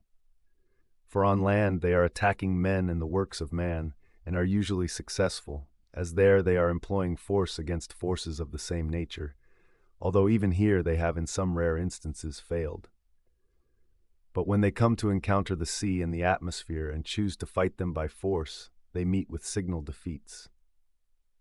It was so on this occasion and on many others, and it will always continue to be so, until they correct this fault of daring and violence, which makes them think they can sail and travel where they will at no matter what season. The Carthaginians, on hearing of the destruction of the Roman fleet, conceiving themselves to be now a match for the Romans both on land owing to their recent success and at sea owing to this disaster, were encouraged to make more extensive military and naval preparations. They at once dispatched Hasdrubal to Sicily, giving him the troops they previously had and a force which had joined them from Heraclea, together with 140 elephants. After dispatching him, they began to get ready for sea 200 ships, and to make all other preparations for a naval expedition. Hasdrubal, having crossed in safety to Lilybaeum, occupied himself in drilling unopposed his elephants and the rest of his force, and plainly intended to dispute the possession of the open country. The Romans, on receiving full information about the disaster from the survivors of the shipwreck, were deeply grieved, but being resolved on no account to give in, they decided to put on the stocks a fresh fleet of 220 ships. In 3 months they were completed, a thing difficult to believe, and the new consuls, Aulus Atilius and Gnaeus Cornelius, having fitted out the fleet, put to sea, and passing the straits picked up at Messene the ships that had escaped shipwreck. Descending with their total fleet of 300 sail on Panormus, the most important city in the Carthaginian province, they undertook its siege. They threw up works in 2 places, and after making the other necessary preparations, brought up their battering rams. The tower on the seashore was easily knocked down, and, the soldiers pressing in through this breach, the so-called New Town was stormed, and the part known as the Old Town being now in imminent danger, its inhabitants soon surrendered it. Having taken possession of it, the consuls sailed back to Rome, leaving a garrison in the town. Their successors, Gnaeus Servilius and Gaius Sempronius, put to sea with their whole fleet as soon as it was summer, and after crossing to Sicily, proceeded thence to Libya, and sailing along the coast, made a number of descents in which they accomplished nothing of importance, and finally reached the Isle of the Lotus Eaters, which is called Meninx, and is not far distant from the Lesser Syrtis. Here, owing to their ignorance of these seas, they ran on to some shoals, and on the tide retreating and the ships grounding fast, they were in a most difficult position. However, as the tide unexpectedly rose again after some time, they managed with difficulty to lighten their ships by throwing overboard all heavy objects. Their departure now was so hasty as to resemble a flight, and having made Sicily and rounded Cape Lilybaeum, they anchored at Panormus. As they were rashly crossing the open sea on the way hence to Rome, they again encountered such a terrific storm that they lost more than 150 ships. The Roman government upon this, although in all matters they are exceedingly ambitious of success, still on the present occasion, owing to the magnitude and frequency of the disasters they met with, were obliged by the force of circumstances to renounce the project of getting another fleet together. Relying now solely on their land forces, they dispatched to Sicily with some legions the consuls Lucius Cecilius and Gaius Furius, and only manned 60 ships to revictual the legions. The above disasters resulted in the prospects of the Carthaginians becoming once more brighter, for they had now undisturbed command of the sea, the Romans having retired from it, and they had great hopes of their army. These hopes were not unjustified, for the Romans, when the report circulated regarding the battle in Libya that the elephants had broken the Romans' ranks and killed most of their men, grew so afraid of the beasts that for the 2 years following this period, though often both in the district of Lilybaeum and in that of Selinus, they were drawn up at a distance of 5 or 6 stades from the enemy, they never dared to begin a battle, and in fact never would come down at all to meet the enemy on flat ground. So much did they dread a charge of the elephants. During this period all they accomplished was the reduction by siege of Therma and Lipara, keeping as they did to mountainous and difficult country. Consequently, the government, observing the timidity and despondency that prevailed in their land forces, changed their minds and decided to try their fortunes at sea again. In the consulship of Gaius Atilius and Lucius Manlius, we find them building 50 ships and actively enrolling sailors and getting a fleet together.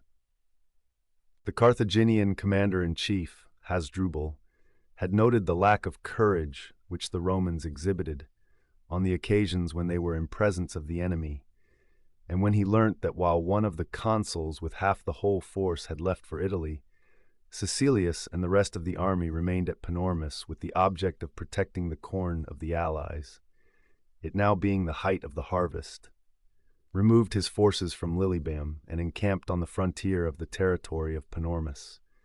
Cecilius, observing Hasdrubal's aggressive spirit and wishing to provoke him to attack, kept his own soldiers within the gates. Hasdrubal gained fresh confidence from this, thinking that Caecilius did not venture to come out, and boldly advancing with his whole force, descended through the pass on the territory of Panormus. Caecilius, adhering to his original plan, let him ravage the crops up to the walls, until he had led him on to cross the river that runs in front of the town. Once the Carthaginians had got their elephants and other forces across, he kept sending out light-armed troops to molest them, until he had compelled them to deploy their whole force. When he saw that what he had designed was taking place, he stationed some of his light troops before the wall and the trench, ordering them, if the elephants approached, not to spare their missiles, and when driven from their position, they were to take refuge in the trench and, sallying from it again, shoot at those elephants which charged at them. Ordering the lower classes of the civil population to bring the missiles and arrange them outside at the foot of the wall, he himself, with his maniples, took up his position at the gate which faced the enemy's left wing and kept sending constant reinforcements to those engaged in shooting. When this latter force more generally engaged with the enemy, the drivers of the elephants, anxious to exhibit their prowess to Hasdrubal and wishing the victory to be due to themselves, all charged those of the enemy who were in advance, and putting them easily to flight, pursued them to the trench. When the elephants charged the trench and began to be wounded by those who were shooting from the wall, while at the same time a rapid shower of javelins and spears fell on them from the fresh troops drawn up before the trench, they very soon, finding themselves hit and hurt in many places, were thrown into confusion and turned on their own troops, trampling down and killing the men and disturbing and breaking the ranks. Caecilius, on seeing this, made a vigorous sally, and falling on the flank of the enemy, who were now in disorder, with his own fresh and well-ordered troops, caused a severe rout among them, killing many and compelling the rest to quit the field in headlong flight. He took 10 elephants with their mahouts, and after the battle, having penned up the others who had thrown their mahouts, he captured them all.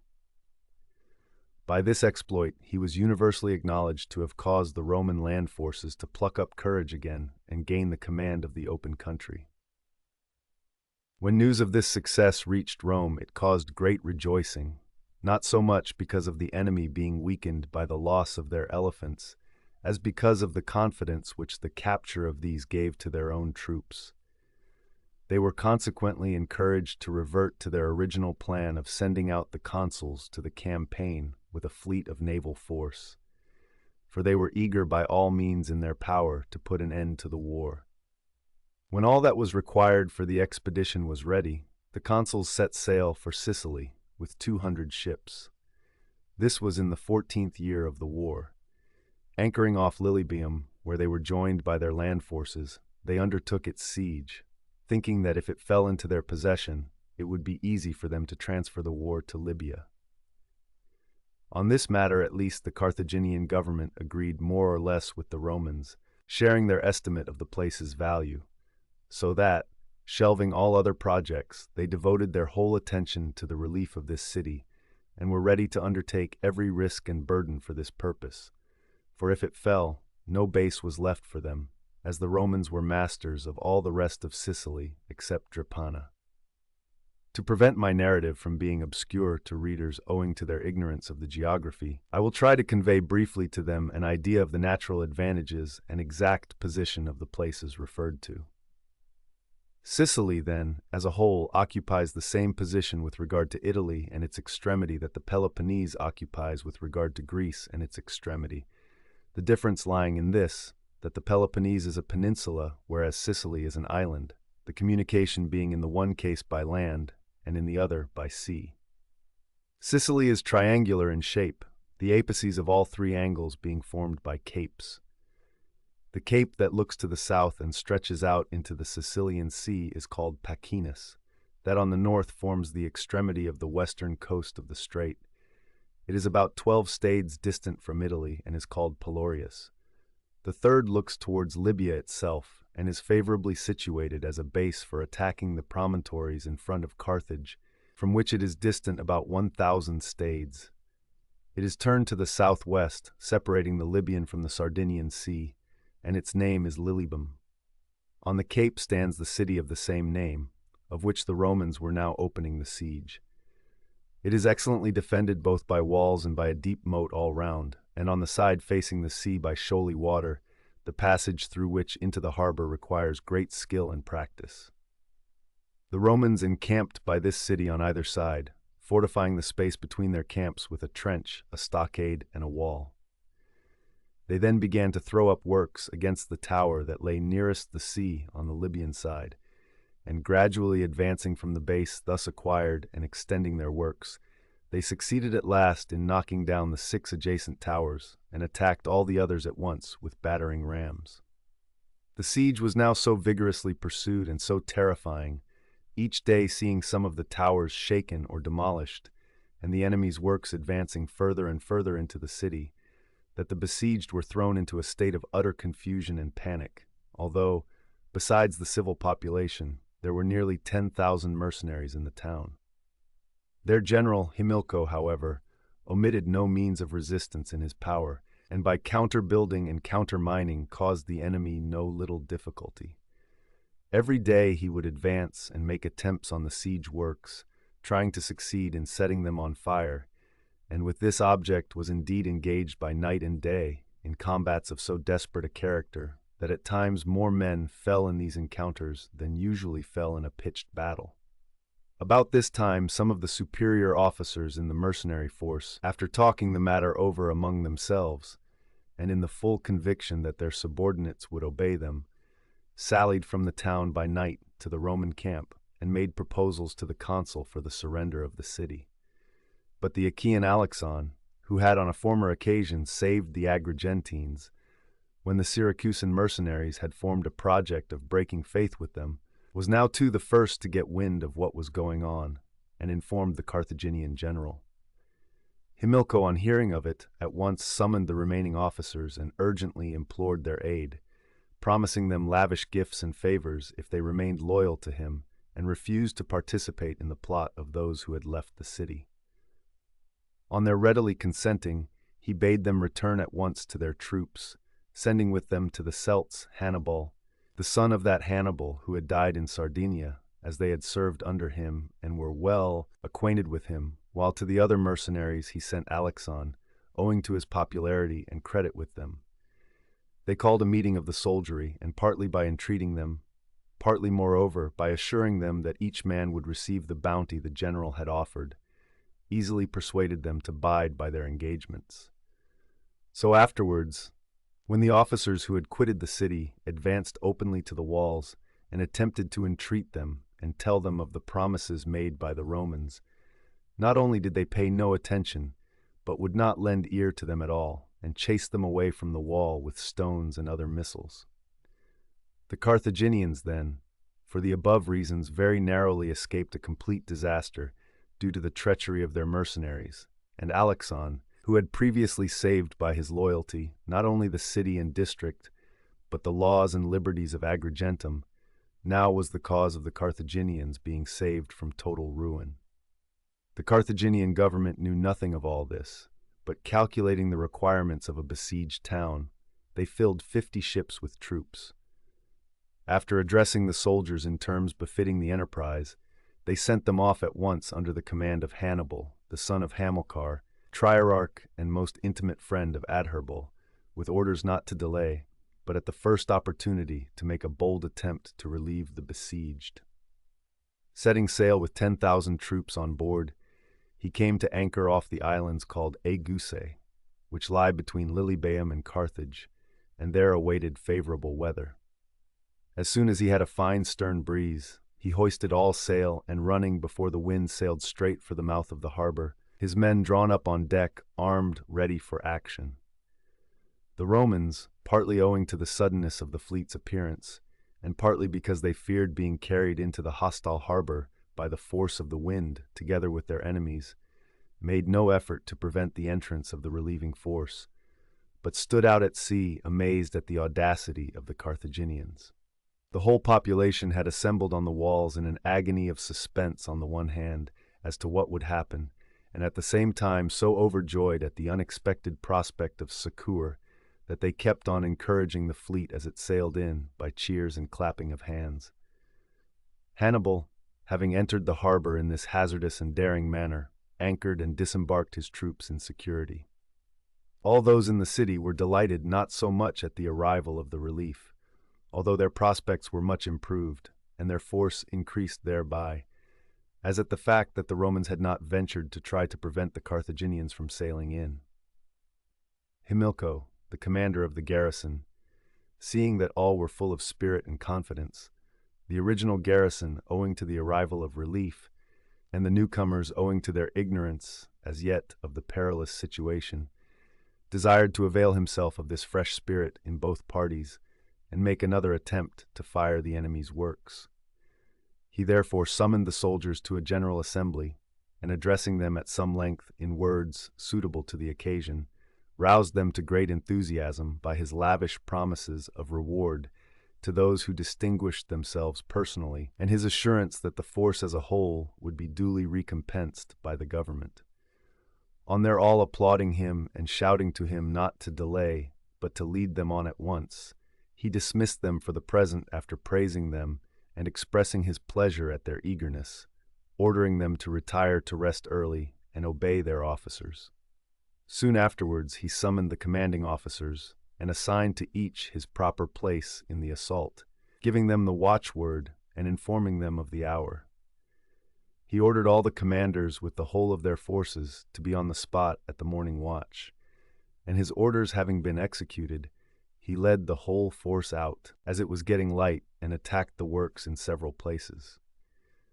The Romans, who had foreseen what was coming, were not idle or unprepared, but promptly ran to defend the threatened points and opposed a vigorous resistance to the enemy.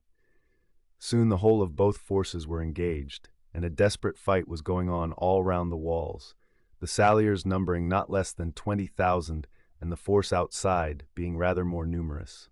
Inasmuch as they were fighting confusedly and in no order, each man as he thought best, the battle was all the more fierce, such a large force being engaged man to man and company to company, so that there was something of the keenness of single combat in the whole contest. It was, however, particularly at the siege works themselves, that there was most shouting and pressure. For those on both sides whose task from the outset was on the one hand to drive the defenders from the works, and on the other not to abandon them, exhibited such emulation and resolution, the assailants doing their very best to turn the Romans out, and the latter refusing to give way, that at last, owing to this resolute spirit, the men remained and fell on the spot where they had first stood. Yet in spite of all, the bearers of pine brands, tow, and fire intermingled with the combatants, attacked the engines from every side, hurling the burning matter at them with such pluck that the Romans were in the utmost peril, being unable to master the onset of the enemy. But the Carthaginian general, observing that many were falling in the battle, and that his object of taking the works was not being attained, ordered his trumpeters to sound the retreat. Thus the Romans, who had come very near losing all their siege material, at length were masters of their works, and remained in secure possession of them.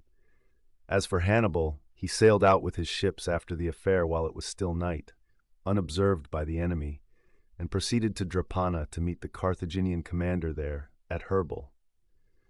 Owing to the convenient situation of Drepana and the excellency of its harbor, the Carthaginians had always given great attention to its protection. The place lies at a distance of about 120 stades from Lilybaeum. The Carthaginians at home, wishing to know what was happening at Lilybaeum, but being unable to do so as their own forces were shut up in the town, and the Romans were active in their vigilance, one of their leading citizens, Hannibal, surnamed the Rhodian, offered to sail into Lilybaeum and make a full report from personal observation. They listened to his offer eagerly, but did not believe he could do this, as the Romans were anchored outside the mouth of the port. But after fitting out his own ship, he set sail and crossed to one of the islands that lie before Lilybaeum, and next day, finding the wind happily favorable, sailed in at about 10 o'clock in the morning in full sight of the enemy, who were thunderstruck by his audacity. Next day he at once made preparations for departure, but the Roman general, with the view of guarding the entrance more carefully, had fitted out in the night 10 of his fastest ships, and now he himself and his whole army stood by the harbor, waiting to see what would happen. The ships were waiting on either side of the entrance, as near as the shoals would allow them to approach, their oars out and ready to charge and capture the ship that was about to sail out. But the Rhodian, getting under way in the sight of all, so far outbraved the Romans by his audacity and speed, that not only did he bring his ship and her whole crew out unhurt, passing the enemy's ships just as if they were motionless, but after sailing on a short way, he pulled up without shipping his oars as if to challenge the enemy, and no one venturing to come out against him owing to the speed of his rowing, he sailed off, after thus having with one ship successfully defied the whole Roman fleet. After this, he several times performed the same feat and was of great service by continuing to report at Carthage the news of most urgent importance, while at the same time he kept up the spirits of the besieged and struck terror into the Romans by his venturesomeness. What tended most to give him confidence was that from experience he had accurately noted the course to be followed through the shoals in entering. For as soon as he had crossed and come into view, he would get the sea tower on the Italian side on his bows so that it covered the whole line of towers turned towards Africa. And this is the only way that a vessel running before the wind can hit the mouth of the harbor in entering. Several others who had local knowledge, gaining confidence from the Rhodians' audacity, undertook to do the same, and in consequence the Romans, to whom this was a great annoyance, tried to fill up the mouth of the harbor. For the most part, indeed, their attempt was resultless, both owing to the depth of the sea and because none of the stuff that they threw in would remain in its place or hold together in the least. But all they shot in used to be at once shifted and scattered as it was sinking to the bottom by the surge and the force of the current. However, in one place where there were shoals, a solid bank was formed at the cost of infinite pains, and on this a four-banked ship, which was coming out at night, grounded and fell into the hands of the enemy. This ship was of remarkably fine build, and the Romans, after capturing it and manning it with a select crew, kept watch for all the blockade runners, and especially for the Rhodian. It so happened that he had sailed in that very night, and was afterwards sailing out quite openly, but, on seeing the four-banked vessel putting out to sea again together with himself and recognizing it, he was alarmed. At first he made a spurt to get away from it, but finding himself overhauled owing to the good oarsmanship of its crew, he had at length to turn and engage the enemy. Being no match for the boarders, who were numerous and all picked men, he fell into the enemy's hands. His ship was, like the other, very well built, and the Romans, when they were in possession of her, fitted her out too for this special service, and so put a stop to all this venturesome blockade running at Lilybaeum. The besieged were still counter-building energetically, though they had renounced their effort to spoil or destroy the enemy's works, when there arose a turbulent storm of wind, blowing with such violence and fury on the actual apparatus for advancing the engines, that it shook the protecting penthouses from their foundations and carried away the wooden towers in front of these by its force. During the gale it struck some of the Greek mercenaries that here was an admirable opportunity for destroying the works, and they communicated their notion to the general, who approved it and made all suitable preparations for the enterprise. The soldiers in several bodies threw fire on the works at 3 separate points, the whole apparatus being old and readily inflammable, and the wind blowing very strongly on the actual towers and engines. The action of the flames as they spread was most effective, whereas the efforts of the Romans to succor and save the works were quite the reverse, the task being most difficult. The defenders were indeed so terrified by the outbreak that they could neither realize nor understand what was happening, but half blinded by the flames and sparks that flew in their faces and by the dense smoke, many of them succumbed and fell, unable even to get near enough to combat the actual conflagration. The difficulties that the enemy encountered for these various reasons were immense, while the exertions of the incendiaries were correspondingly facilitated. Everything that could blind or injure the enemy was blown into flame and pushed at them, missiles and other objects hurled or discharged to wound the rescuers, or to destroy the works being easily aimed because the throwers could see in front of them, while the blows were most effective as the strong wind gave them additional force. At the end, the completeness of the destruction was such that the bases of the towers and the posts that supported the battering rams were rendered useless by the fire. After this, the Romans gave up the attempt to conduct the siege by works, and digging a trench and erecting a stockade all round the city, at the same time building a wall round their own encampment, they left the result to time. But the garrison of Lilybaeum rebuilt the fallen portions of the wall and now confidently awaited the issue of the siege. On the news reaching Rome, and on it being reported from various quarters that the greater part of the crews of their fleet had perished in the works or in the siege operations in general, they set about actively enlisting sailors, and when they had collected about 10,000, dispatched them to Sicily. These reinforcements were ferried over the straits and thence proceeded on foot to the camp, where on their arrival the Roman consul Publius Claudius Pulcher called a meeting of the tribunes and told them that now was the time to attack Drepana with the whole fleet. The Carthaginian general Adherbal, who commanded there, was, he said, unprepared for such a contingency, as he was ignorant of the arrival of the crews, and convinced that their fleet was unable to take the sea owing to the heavy loss of men in the siege. On the tribunes readily consenting, he at once embarked the former crews and the new arrivals, and chose for marines the best men in the whole army, who readily volunteered as the voyage was but a short one, and the prospect of booty seemed certain. After making these preparations, he put to sea about midnight unobserved by the enemy, and at first sailed in close order with the land on his right. At daybreak, when the leading ships came into view sailing on Drepana, Adherbal was at first taken by surprise at the unexpected sight, but soon recovering his composure and understanding that the enemy had come to attack, he decided to make every effort and incur every sacrifice rather than expose himself to the certitude of a blockade. He himself at once collected the crews on the beach and summoned by crier the mercenaries from the city.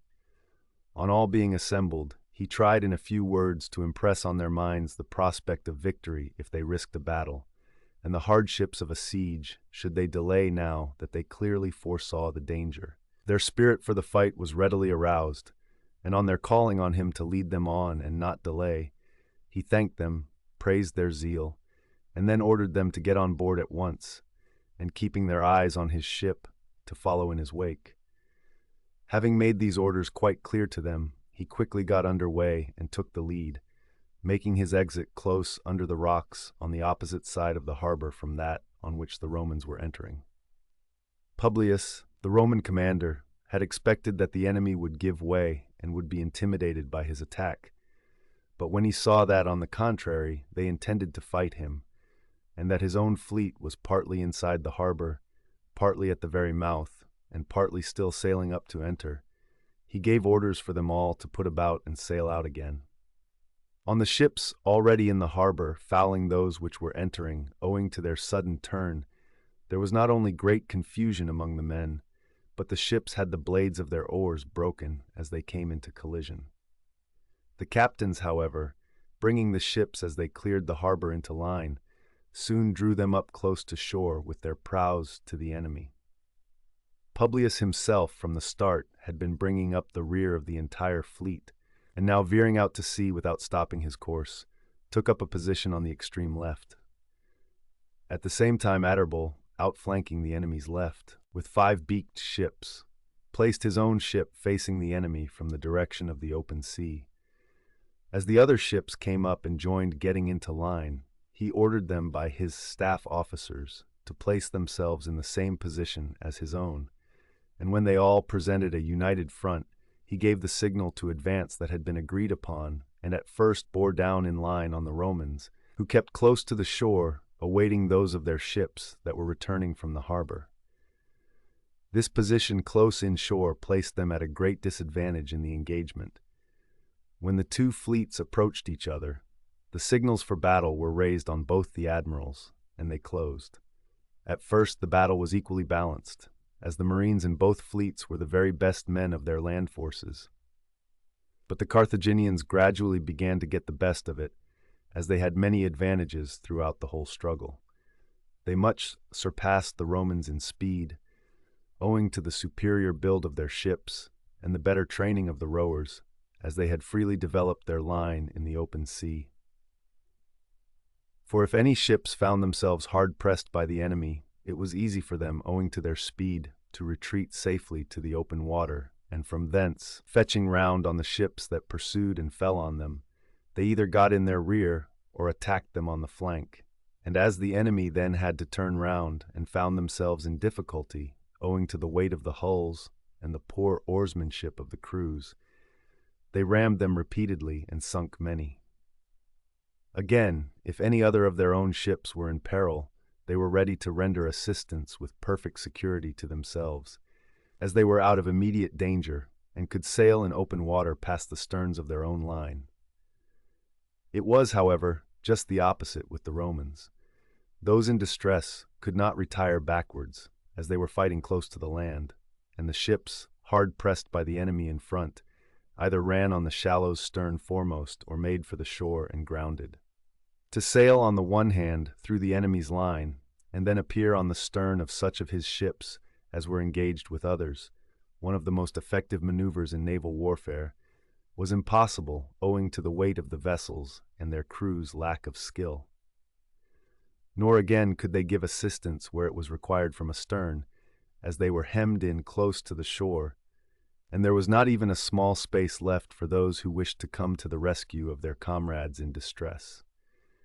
Such being their difficult position in every part of the battle, and some of the ships grounding on the shallows while others ran ashore, the Roman commander, when he saw what was happening, took to flight, slipping out on the left along shore, accompanied by about 30 of the ships nearest to him.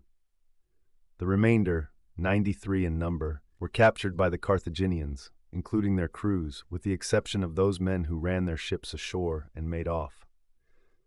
The battle having resulted so, Adherbal gained a high reputation at Carthage, the success being regarded as due to his foresight and boldness.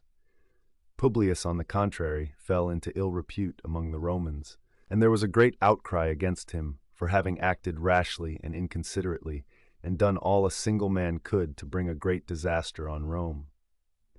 He was accordingly brought to trial afterwards, condemned to a heavy fine, and narrowly escaped with his life. Yet so determined were the Romans to bring the whole struggle to a successful issue, that, notwithstanding this reverse, they left undone nothing that was in their power, and prepared to continue the campaign. The time for the elections was now at hand, and accordingly, when the new consuls were appointed, they dispatched one of them, Lucius Junius Pullus, with corn therein for the besiegers of Lilybaeum and such other provisions and supplies as the army required, manning 60 ships to act as a convoy to him. Junius, on arriving at Messene and being joined by the ships from Lilybaeum and the rest of Sicily, coasted along with all speed to Syracuse, having now 120 ships and the supplies in about 800 transports. There he entrusted half the transports and a few of the warships to the quaestors and sent them on, as he was anxious to have what the troops required conveyed to them at once. He himself remained in Syracuse, waiting for the ships that were left behind on the voyage from Messene, and procuring additional supplies and corn from the allies in the interior.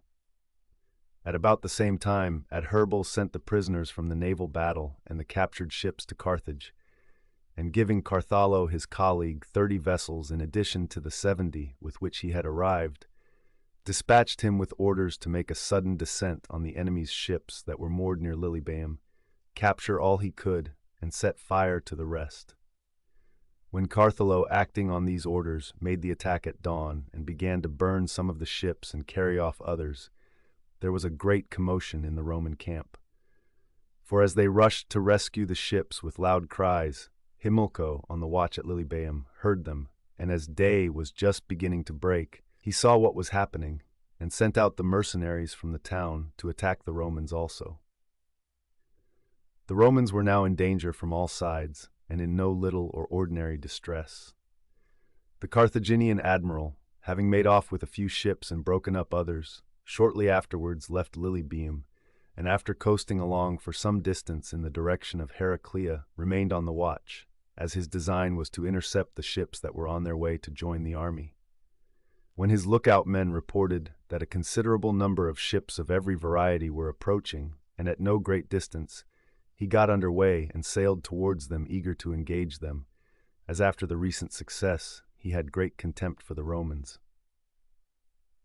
The approach of the enemy was also announced by the light boats that usually sail in front of a fleet to the quaestors who had been sent on in advance from Syracuse. Considering themselves not strong enough to accept a battle, they anchored off a certain small fortified town subject to the Romans, which had indeed no harbor, but a roadstead shut in by headlands projecting from the land in a manner that made it a more or less secure anchorage. Here they disembarked, and setting up the catapults and mangonels procured from the fortress, awaited the enemy's attack. The Carthaginians on their approach at first thought of besieging them, supposing that the crews would be afraid and retreat to the city, and that they would then easily possess themselves of the ships.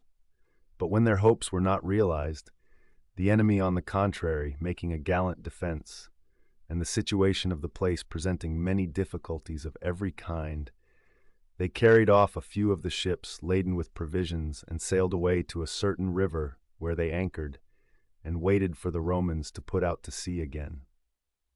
The consul, who had remained in Syracuse when he had concluded his business there, rounded Cape Pacinus and sailed in the direction of Lilybaeum in entire ignorance of what had befallen the advance force. The Carthaginian admiral, when his lookouts again reported that the enemy were in sight, put to sea and sailed with all haste, as he wished to engage them at as great a distance as possible from their own ships. Junius had sighted the Carthaginian fleet for some time, and noticed the number of their ships, but he neither dared to engage them, nor could he now escape them, as they were so near. He therefore diverted his course to a rugged and in every way perilous part of the coast, and anchored there, thinking that, no matter what happened to him, it would be preferable to his whole force of ships and men falling into the hands of the enemy. The Carthaginian admiral, on seeing what Junius had done, decided not to incur the risk of approaching such a dangerous shore, but gaining a certain cape and anchoring off it, remained on the alert between the two fleets, keeping his eye on both.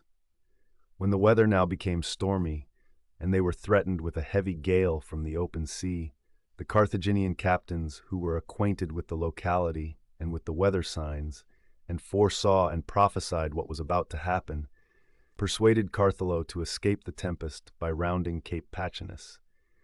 He very wisely consented, and with great labor they just managed to get round the cape and anchor in a safe position.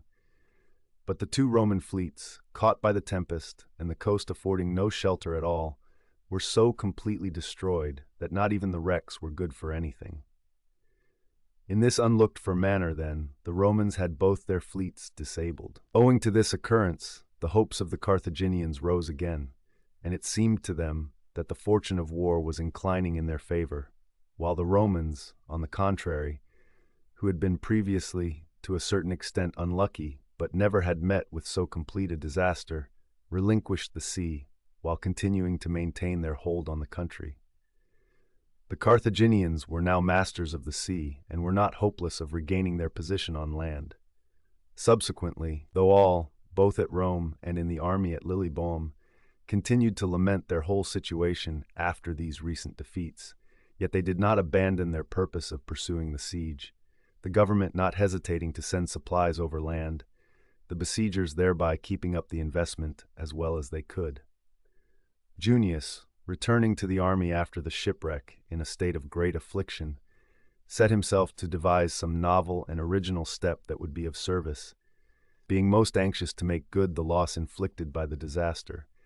Therefore, on some slight pretext offering itself, he surprised and occupied Eryx, possessing himself both of the temple of Venus and of the town. Eryx is a mountain on the sea on that side of Sicily which looks towards Italy. B. It is situated between Drepana and Panormus, or rather it is adjacent to Drepana on the borders, and is much the biggest mountain in Sicily after Etna. On its summit, which is flat, stands the temple of Venus Erycina, which is indisputably the first in wealth and general magnificence of all the Sicilian holy places. The city extends along the hill under the actual summit, the ascent to it being very long and steep on all sides. He garrisoned the summit and also the approach from Drepana, and jealously guarded both these positions, especially the latter, in the conviction that by this means he would securely hold the city and the whole mountain. The Carthaginians shortly afterwards appointed Hamilcar, surnamed Barcas, to the command, and entrusted naval operations to him. He started with the fleet to ravage the Italian coast. This, I should say, was in the 18th year of the war, and after laying waste Locris and the Bruttii, quitted those parts and descended with his whole fleet on the territory of Panormus. Here he seized on a place called Hercti, lying near the sea between Eryx and Panormus, and thought to possess peculiar advantages for the safe and prolonged stay of an army.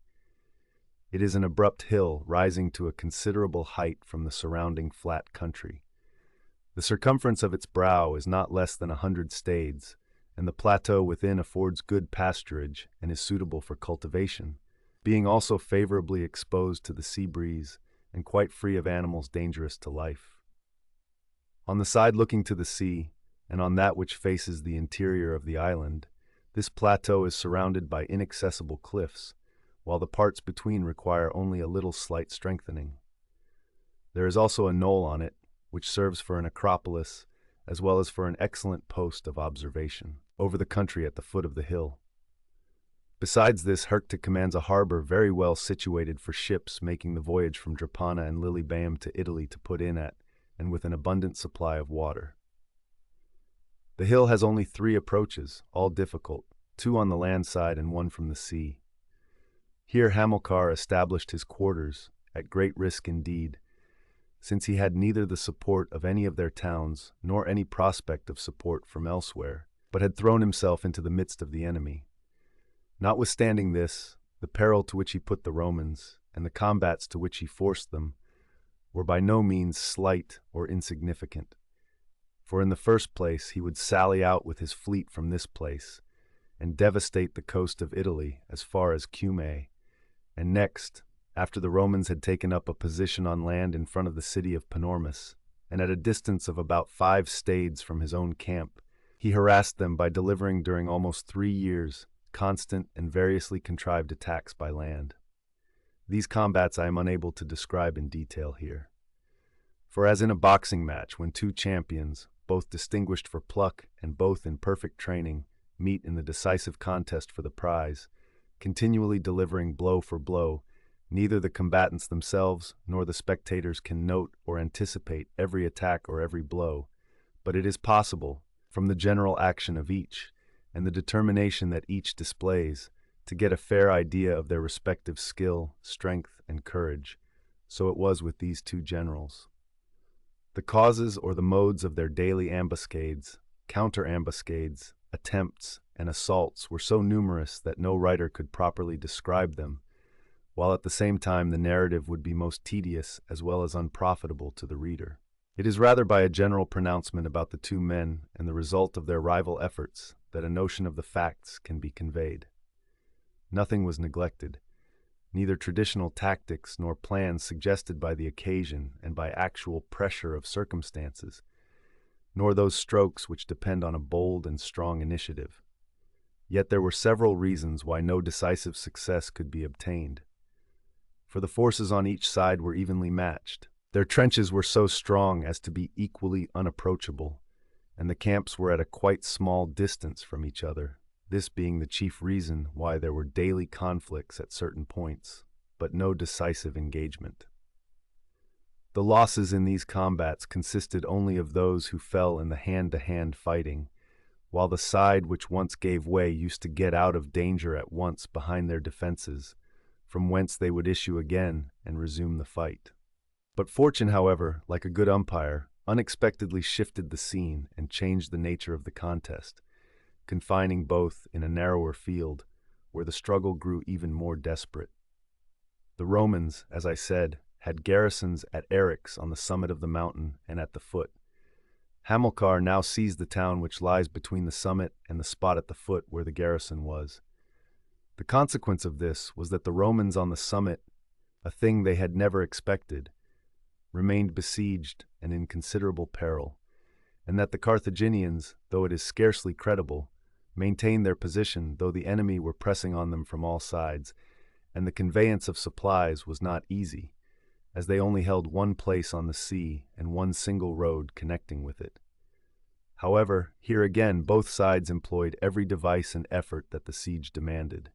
Both endured every kind of privation, and both essayed every means of attack and every variety of action. At length not, as Fabius Pictor says, owing to their exhaustion and sufferings, but like two uninjured and invincible champions, they left the contest drawn. For before either could get the better of the other, though the struggle in this place lasted for another 2 years, the war had been decided by other means. Such then was the condition of affairs at Eryx and as far as regarded land forces. We may compare the spirit displayed by both states to that of gamecocks engaged in a death struggle. For we often see that when these birds have lost the use of their wings from exhaustion, their courage remains as high as ever, and they continue to strike blow upon blow, until closing involuntarily, they get a deadly hold of each other, and as soon as this happens, one or the other of the two will soon fall dead. So the Romans and Carthaginians, worn out by their exertions owing to the continual fighting, at length began to be despairing, their strength paralyzed and their resources exhausted by protracted taxation and expense.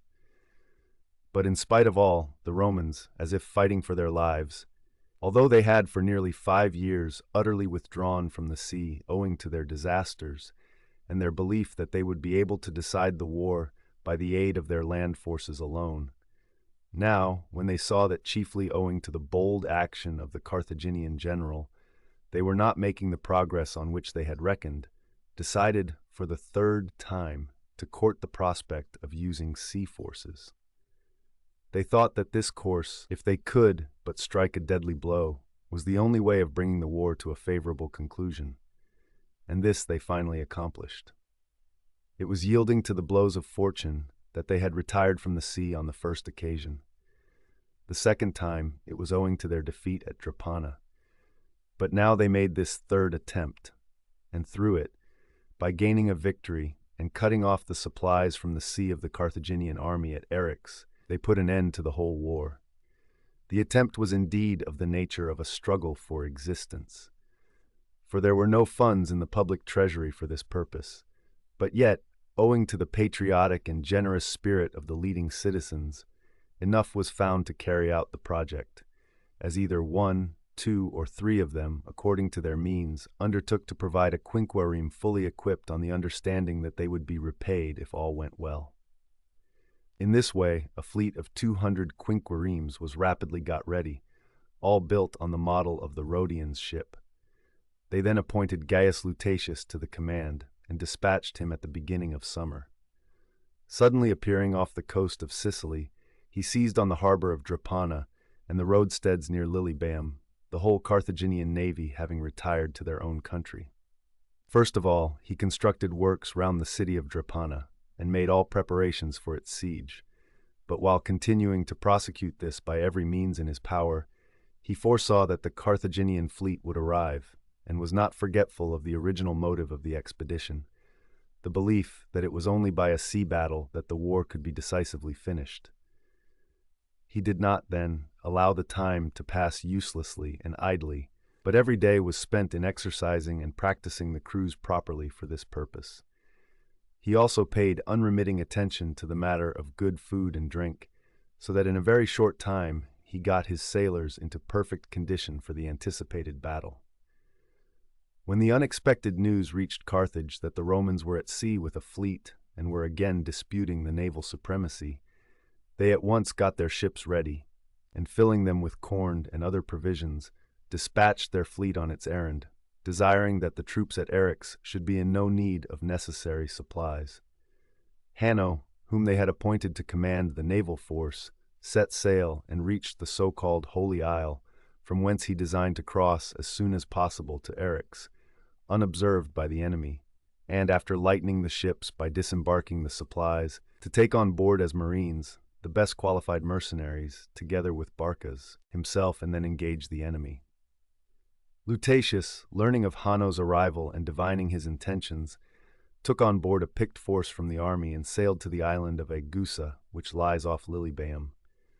There, after exhorting his troops as became the occasion, he informed the captains that the battle would take place next day. In the early morning, just as day was breaking, he saw that a brisk breeze was coming down favorable to the enemy, but that it had become difficult for himself to sail up against the wind, the sea too being heavy and rough.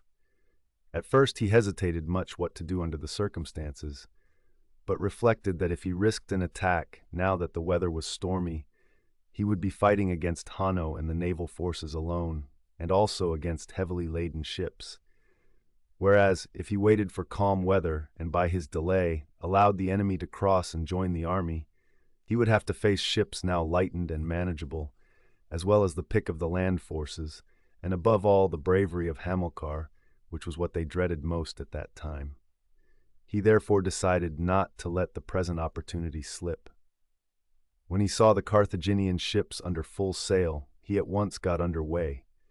As his crews easily mastered the waves owing to their good training, he soon brought his fleet into a single line with their prows to the enemy.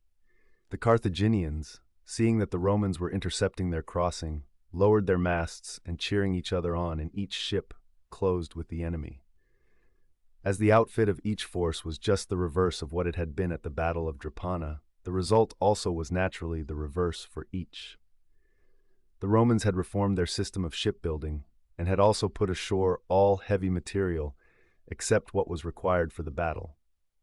Their crews rendered excellent service, as their training had got them well together, and the marines they had were men selected from the army for their steadfastness. With the Carthaginians it was just the opposite. Their ships, being loaded, were not in a serviceable condition for battle, while the crews were quite untrained and had been put on board for the emergency, and their marines were recent levies whose first experience of the least hardship and danger this was. The fact is that, owing to their never having expected the Romans to dispute the sea with them again, they had, in contempt for them, neglected their naval force, so that immediately on engaging they had the worst in many parts of the battle, and were soon routed, 50 ships being sunk and 70 captured with their crews. The remainder, raising their masts and finding a fair wind, got back to Holy Isle, very fortunate in the wind having unexpectedly gone round and helping them just when they required it. As for the Roman consul, he sailed away to Lilybaeum and the legions, and there occupied himself with the disposal of the captured ships and men, a business of some magnitude, as the prisoners made in the battle numbered very nearly 10,000. Even on hearing of this unexpected defeat, the Carthaginians, had they let themselves be guided by passion and ambition, would readily have continued the war, but when it came to a matter of cool calculation, they were quite at a loss. For one thing, they were no longer able to send supplies to their forces in Sicily, as the enemy commanded the sea, and if they abandoned and in a manner betrayed them, they had neither other men nor other leaders with whom to pursue the war. They therefore at once sent a message to Barcas, giving him full powers to deal with the situation. Hamilcar acted thoroughly like the good and prudent leader he was. As long as there had been some reasonable hope in the situation, he had left no means, however perilous and venturesome it seemed, unemployed, and if there ever was a general who put to proof in a war every chance of success, it was he. But now that fortunes were reversed, and there was no reasonable prospect left of saving the troops under his command, he showed his practical good sense in yielding to circumstance and sending an embassy to treat for peace. For our opinion should be that a general ought to be qualified to discern both when he is victorious and when he is beaten.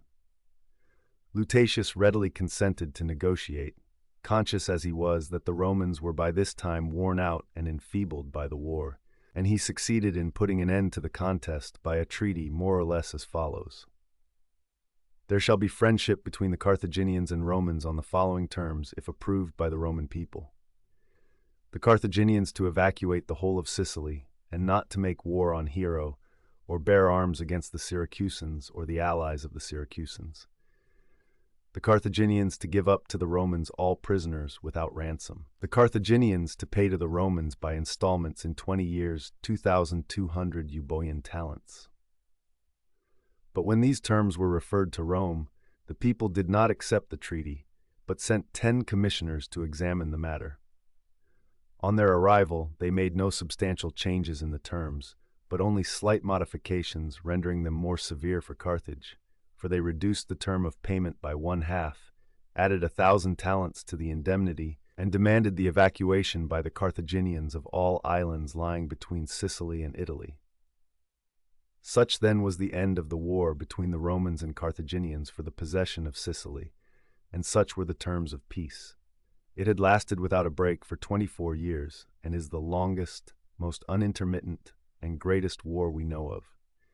Apart from all the other battles and armaments, the total naval forces engaged were, as I mentioned above, on one occasion more than 500 quinqueremes, and on a subsequent one very nearly 700. Moreover, the Romans lost in this war about 700 quinqueremes, inclusive of those that perished in the shipwrecks, and the Carthaginians about 500. So that those who marvel at the great sea battles and great fleets of an Antigonus, a Ptolemy, or a Demetrius would, if I mistake not, on inquiring into the history of this war, be much astonished at the huge scale of operations. Again, if we take into consideration the difference between quinqueremes and the triremes, in which the Persians fought against the Greeks and the Athenians and Lacedaemonians against each other, we shall find that no forces of such magnitude ever met at sea. This confirms the assertion I ventured to make at the outset, that the progress of the Romans was not due to chance, and was not involuntary, as some among the Greeks choose to think, but that by schooling themselves in such vast and perilous enterprises, it was perfectly natural that they not only gained the courage to aim at universal dominion, but executed their purpose. Some of my readers will wonder what can be the reason why, now that they are masters of the world and far more puissant than formerly, they could neither man so many ships nor put to sea with such large fleets.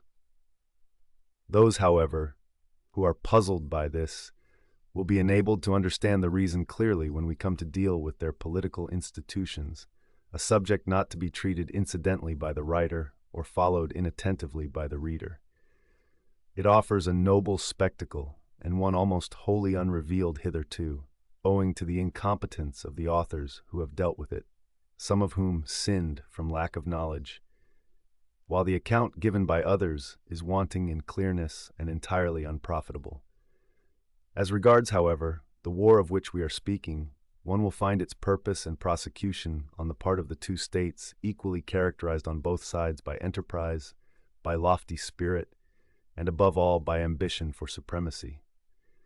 In individual courage, indeed, the Romans were far superior on the whole, but the general to whom the palm must be given both for daring and for genius is Hamilcar, called Barcas, the actual father of that Hannibal who afterwards made war on the Romans.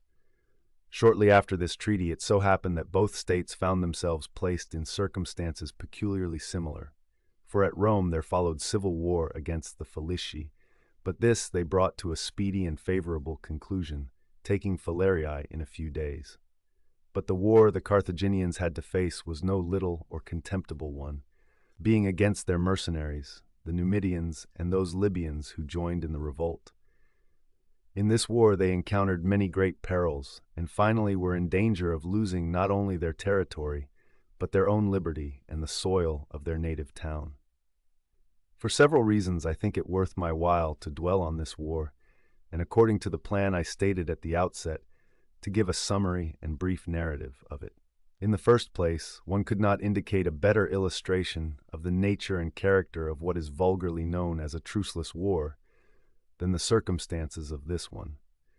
And secondly, one can see very clearly from all that took place what kind of dangers those who employ mercenary forces should foresee and take early precautions to avert, as well as in what lies the great difference of character between a confused herd of barbarians and men who have been brought up in an educated, law-abiding, and civilized community.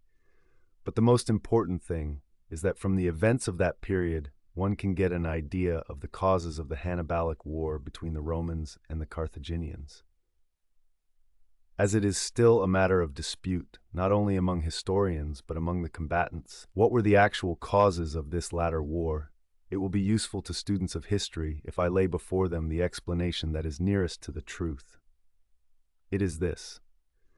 When at once on the conclusion of the treaty, Barcas had transferred his forces from Eryx to Lilybaeum, he immediately resigned his command, and Jesco, the commandant there, took steps for sending the troops over to Africa.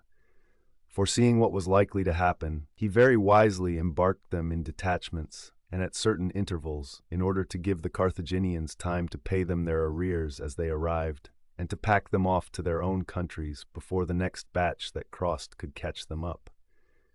Such was the idea Jesco had, and he managed to dispatch the troops in this manner.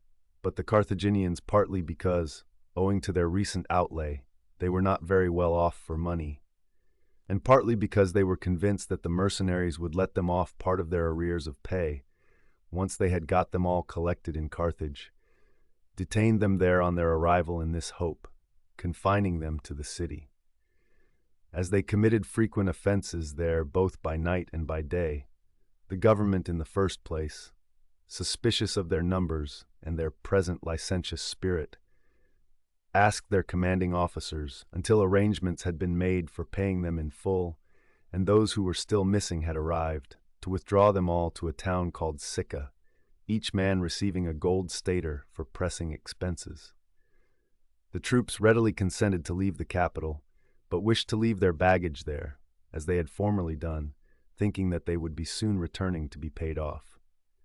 The Carthaginians, however, were afraid lest, longing to be with their wives or children after their recent protracted absence, they might in many cases refuse to leave Carthage, or, if they did, would come back again to their families, so that there would be no decrease of outrages in the city. In anticipation, then, of this, they compelled the men, much against their will and in a manner calculated to cause much offense, to take their baggage with them. The mercenaries, when assembled in Sicca, lived in a free and easy manner, having not enjoyed for a long time relaxation of discipline and leisure, things most prejudicial to a force raised abroad, and nearly always the very arch instigators and sole causes of mutiny. At the same time, as they had nothing else to do, some of them began reckoning up the total pay due to them, all to their own advantage, and having arrived at a most exorbitant result, submitted that this was the sum they should demand from the Carthaginians. The whole force remembered the promises the generals had made to them in critical situations, and had great hopes, and indeed quite expected that the government would thus correct in their favor the account of the sum they had earned. The consequence was that when the total force was assembled at Sicca, and when Hanno, who was then commander-in-chief of Africa, came there and not only said that it was impossible to meet their claims and fulfill their hopes, but, on the contrary, tried by dwelling on the present heavy taxation and general distress of Carthage to induce them to renounce some of their stipulated wage, it produced at once a spirit of dissension and sedition, and the soldiers began to hold constant meetings, sometimes of particular nations and sometimes general.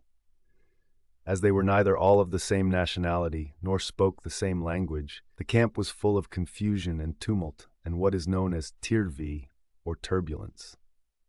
For the Carthaginian practice of employing hired troops of various nationalities is indeed well calculated to prevent them from combining rapidly in acts of insubordination or disrespect to their officers, but in cases of an outburst of anger or of slanderous rumors or disaffection, it is most prejudicial to all efforts to convey the truth to them, to calm their passions, or to show the ignorant their error.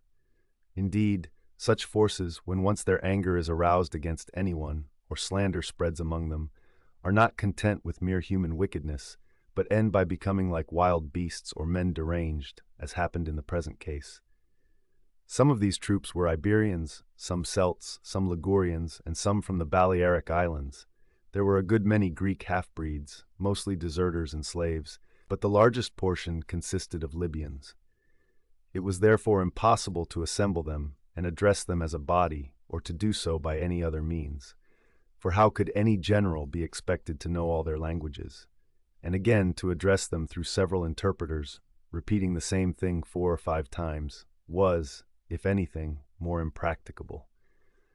The only means was to make demands or entreaties through their officers, as Hanno continued to attempt on the present occasion, and even these did not understand all that was told them, or at times, after seeming to agree with the general, addressed their troops in just the opposite sense, either from ignorance or from malice. The consequence was that everything was in a state of uncertainty, mistrust, and confusion. For one thing, they thought the Carthaginians had acted purposely in not communicating with them through the generals who were acquainted with their performances in Sicily and who had made them the promises of bounties, but in sending one who had not been present on any of those occasions. At length, then, refusing to treat with Hanno, thoroughly distrusting their divisional officers, and highly indignant with the Carthaginians, they marched on the capital and encamped at a distance of about 120 stades from Carthage at the place called Tunis. They were more than 20,000 in number. Now, when there was no mending, it was brought home to the Carthaginians how blind they had been, for they had committed 2 great mistakes.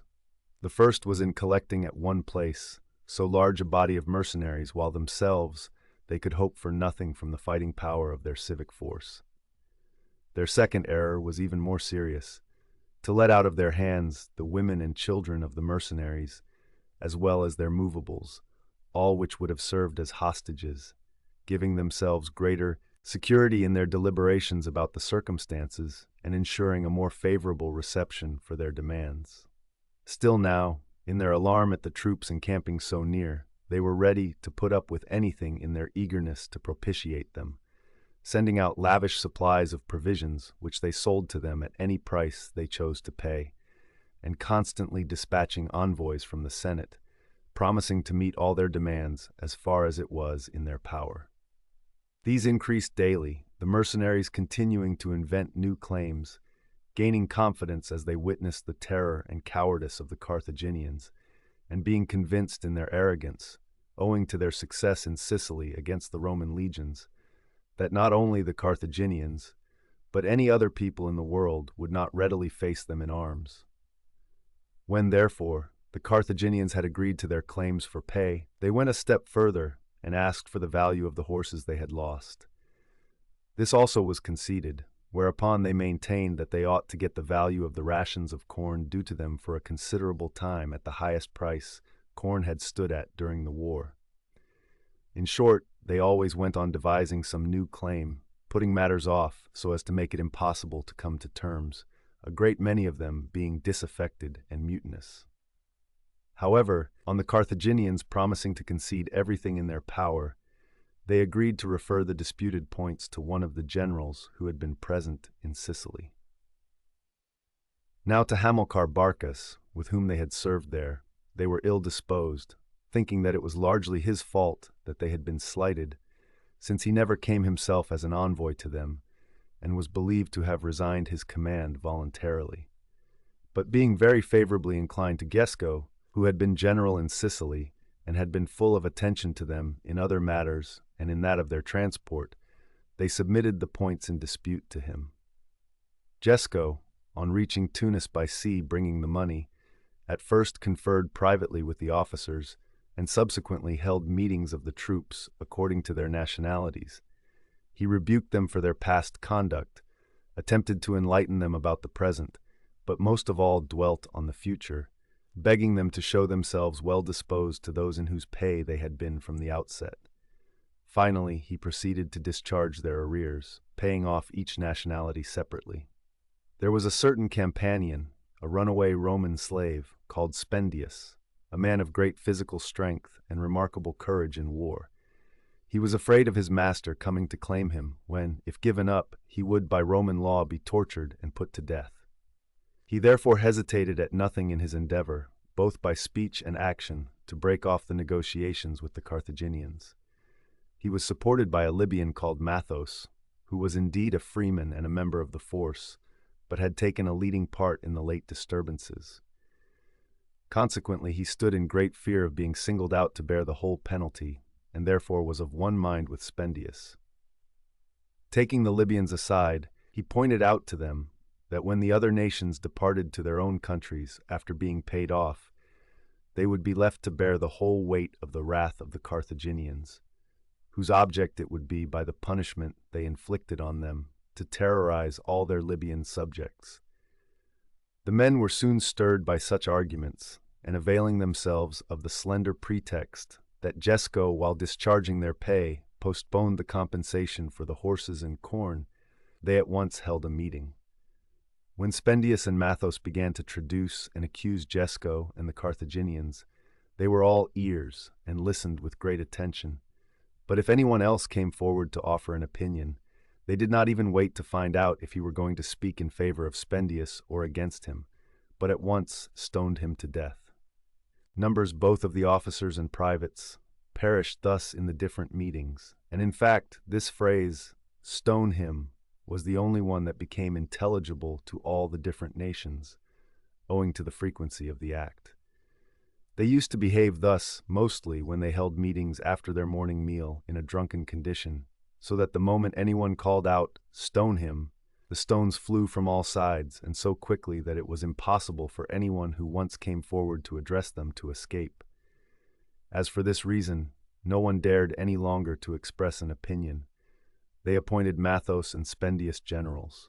Jesco saw how complete was the disorganization and disturbance, but valuing more than anything the interest of his country, and foreseeing that if these troops became utterly deaf to all considerations of humanity, Carthage would evidently be in the gravest danger, he persisted, at great personal risk, in his conciliatory efforts, sometimes conferring privately with their officers, and at other times summoning and addressing meetings of the separate nations. The Libyans, however, had not yet received their pay, and considering it overdue, came to him to demand it in a very insolent manner, when Jesco, thinking to rebuke their presumption, told them to go and ask Mathos, their general, for it. This aroused their anger to such a pitch that without a moment's delay they, first of all, seized on what money they could lay their hands on, and next arrested Jesco and the Carthaginians who were with him. As for Mathos and Spendius, thinking that the most expeditious means of setting war ablaze would be to commit some violation of law or good faith, they cooperated in the excesses of the soldiery, plundering the personal effects as well as the money chests of the Carthaginians, and after subjecting Jesco and those with him to the outrage of putting them in fetters, gave them into custody. From this time forward they were at open war with Carthage, having bound themselves by certain impious oaths contrary to the principles recognized by all mankind. Such, then, was the origin and beginning of the war against the mercenaries, generally known as the Libyan War. Mathos, having so far carried out his purpose, at once sent envoys to the Libyan towns urging them to strike a blow for liberty and imploring their support and practical assistance. Hereupon, when nearly all the Libyans had agreed to join in the revolt against Carthage and willingly contributed troops and supplies, they divided their forces into two and undertook the sieges of Utica and Hippocrate, since these cities had refused to participate in the rebellion. The Carthaginians had ever been accustomed to depend for their private supplies on the produce of the country. Their public expenses for armaments and commissariat had been met by the revenue they derived from Libya, and they had always been in the habit of employing hired soldiers. At the present moment, not only did they find themselves deprived of all these resources at one blow, but actually saw them turned against themselves. Consequently, they fell into a state of utter depression and despondency, things having turned out quite otherwise than they expected. For they had been much worn by the long-continued war for Sicily, and had hoped that the peace would procure them some rest and a grateful period of tranquility. And what happened was just the reverse, as they were now threatened by the outbreak of a greater and more formidable war. In the former case, they were disputing the dominion of Sicily with the Romans, but now, with a civil war on their hands, they were about to fight for their own existence and that of their native city. Besides, neither had they a sufficient supply of arms, nor a proper navy, nor the material left to construct one. So many had been the battles in which they had been engaged at sea. They had not even the means of providing supplies, and not a single hope of external assistance from friends or allies. So it was now that they thoroughly realized how great is the difference between a war against a foreign state carried on over sea and civil discord and disturbance. They had chiefly themselves to thank for all these grievous miscances. During the former war, they had thought themselves reasonably justified in making their government of the Libyans very harsh. They had exacted from the peasantry without exception half of their crops, and had doubled the taxation of the townsmen without allowing exemption from any tax, or even a partial abatement to the poor. They had applauded and honored not those governors who treated the people with gentleness and humanity, but those who procured for Carthage the largest amount of supplies and stores, and used the country people most harshly, Hanno, for example. The consequence was that the male population required no incitement to revolt. A mere messenger was sufficient, while the women, who had constantly witnessed the arrest of their husbands and fathers for non-payment of taxes, solemnly bound themselves by oath in each city to conceal none of their belongings, and stripping themselves of their jewels, contributed them ungrudgingly to the war fund. Methos and Spendius were thus so well off that not only could they pay the soldiers their arrears, as they had promised in inciting them to mutiny, but found themselves furnished with ample means for a protracted war. This teaches us that it is the right policy not only to look to the present, but to look forward still more attentively to the future. Yet, although the Carthaginians were in such straits, they first of all appointed Hanno to the command, as he had, they thought, on a former occasion, brought matters concerning Hecatompolis in Libya to a satisfactory conclusion. They next busied themselves with enrolling mercenaries and arming the citizens of military age. They also mustered and drilled their civic cavalry and got ready what ships they had left, consisting of triremes, quinquiremes, and the largest of their skiffs. Meanwhile, Mathos, when about 70,000 Libyans had joined him, divided them into several forces with which he maintained unmolested the sieges of Utica and Hippocrate, secured his main camp at Tunis, and thus shut out the Carthaginians from all outer Libya. Carthage, I should explain, lies in a gulf, on a promontory or peninsula surrounded mostly by the sea and in part by a lake.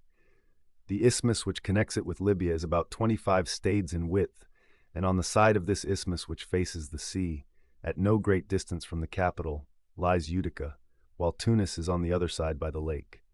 So that the mutineers, encamped now, as they were before both of these towns, and thus shutting off Carthage from the land, continued to threaten the capital itself, appearing before the walls sometimes by day and sometimes by night, and creating the utmost terror and commotion within. Hanno was doing fairly well in the matter of outfit, his talent lying in that direction, but when it came to taking the field with his forces, he was another man.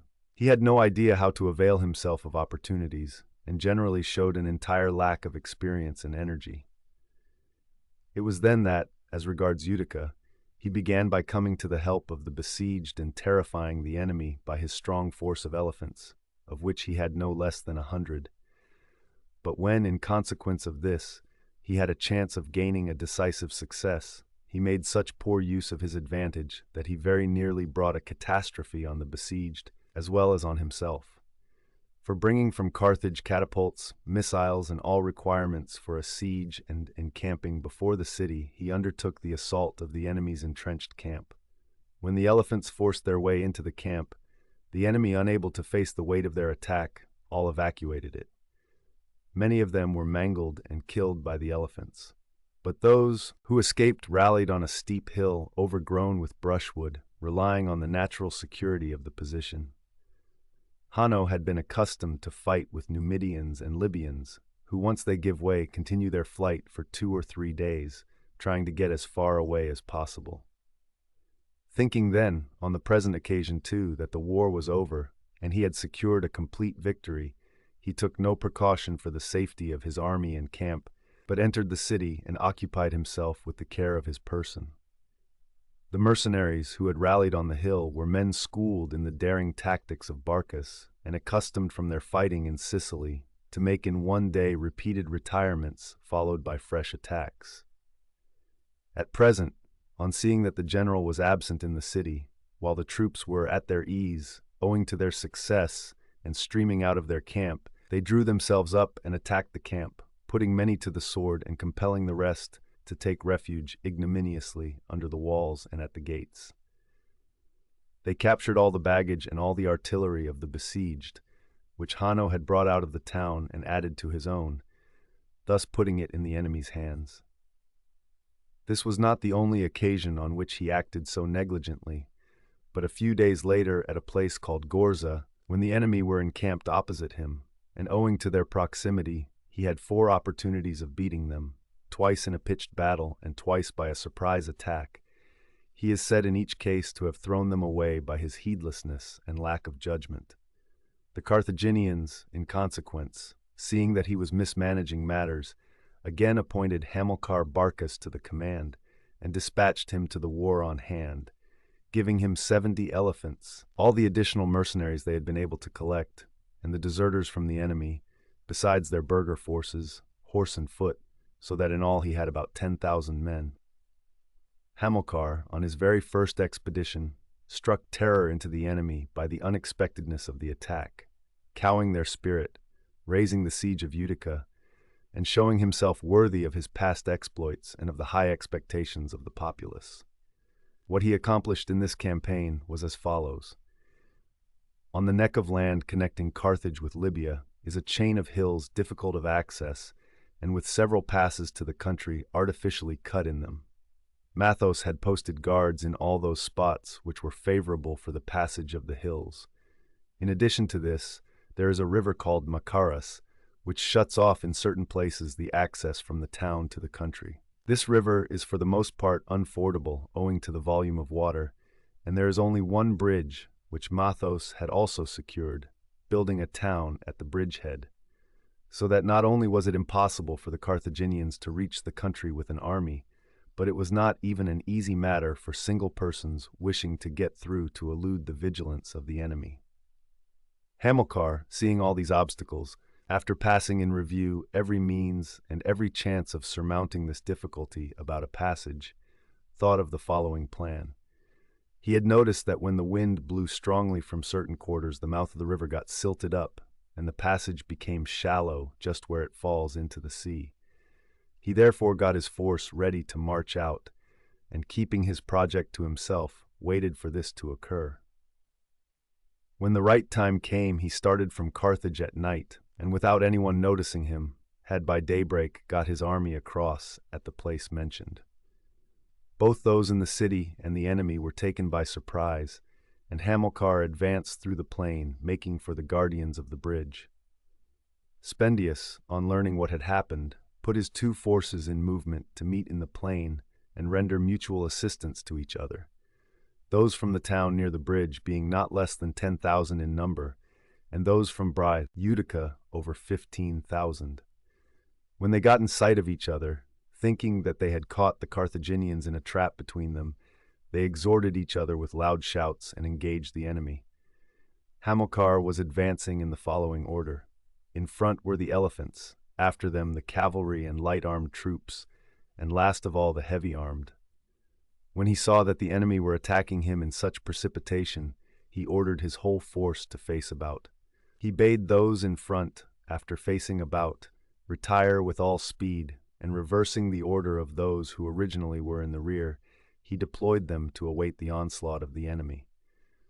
The Libyans and mercenaries, thinking that the Carthaginians were afraid of them and retreating, broke their ranks and closed with them vigorously. But when the cavalry, on approaching the line of hoplites, wheeled round again and faced the Libyans, while at the same time the remainder of the Carthaginian army was coming up, the enemy were so much surprised that they at once turned and fled panic-stricken, in the same loose order and confusion in which they had advanced. Consequently, some of them came into collision with their comrades who were advancing in their rear with disastrous effect, causing the destruction both of themselves and the latter, but the larger number were trampled to death, the cavalry and elephants attacking them at close quarters. About 6,000 Libyans and mercenaries fell, and nearly 2,000 were made prisoners. The rest escaped, some to the town by the bridge, and some to the camp before Utica. Hamilcar, successful in this fashion, followed closely on the retreating enemy and took by assault the town by the bridge, the enemy in it deserting it and flying to Tunis. He next traversed the rest of the country, winning over some towns and taking others by assault. He thus restored some confidence and courage to the Carthaginians, delivering them in a measure from their previous despondency. Mathos, for his own part, continued to prosecute the siege of Hippocrate, advising Autaritus, the leader of the Gauls, and Spendius to harass the enemy, not keeping away from the plains owing to the numbers of the cavalry and elephants opposed to them, but marching along the foothills parallel to the Carthaginians and descending on them whenever they were on difficult ground. While adopting this plan, he at the same time sent messages to the Numidians and Libyans, begging them to come to his assistance and not lose the chance of gaining their freedom. Spendius, taking with him from Tunis a force of about 6,000 men in all drawn from all the tribes, advanced along the slopes parallel to the Carthaginians. He had also with him Autaritus and his Gauls, numbering only about 2,000, the rest of the original corps having deserted to the Romans when encamped near Eryx. Hamilcar had established his camp in a plain surrounded by mountains, and just at this time Spendius was joined by the Numidian and Libyan reinforcements. The Carthaginians, suddenly finding the additional force of Libyans in their front and that of the Numidians in their rear, while Spendius was on their flank, were in a very difficult situation, from which it was not easy to extricate themselves. There was a certain Naravus, a Numidian of high rank and full of martial spirit. He had always had that attachment to the Carthaginians which was traditional in his family, and it was now strengthened by his admiration for Hamilcar. Thinking that this was a favorable opportunity for meeting Hamilcar and introducing himself, he rode up to the camp, escorted by about 100 Numidians. Coming close to the palisade, he remained there quite fearlessly, making signals with his hand. Hamilcar wondered what his object could be, and sent out a horseman to meet him, when he said that he desired an interview with the general.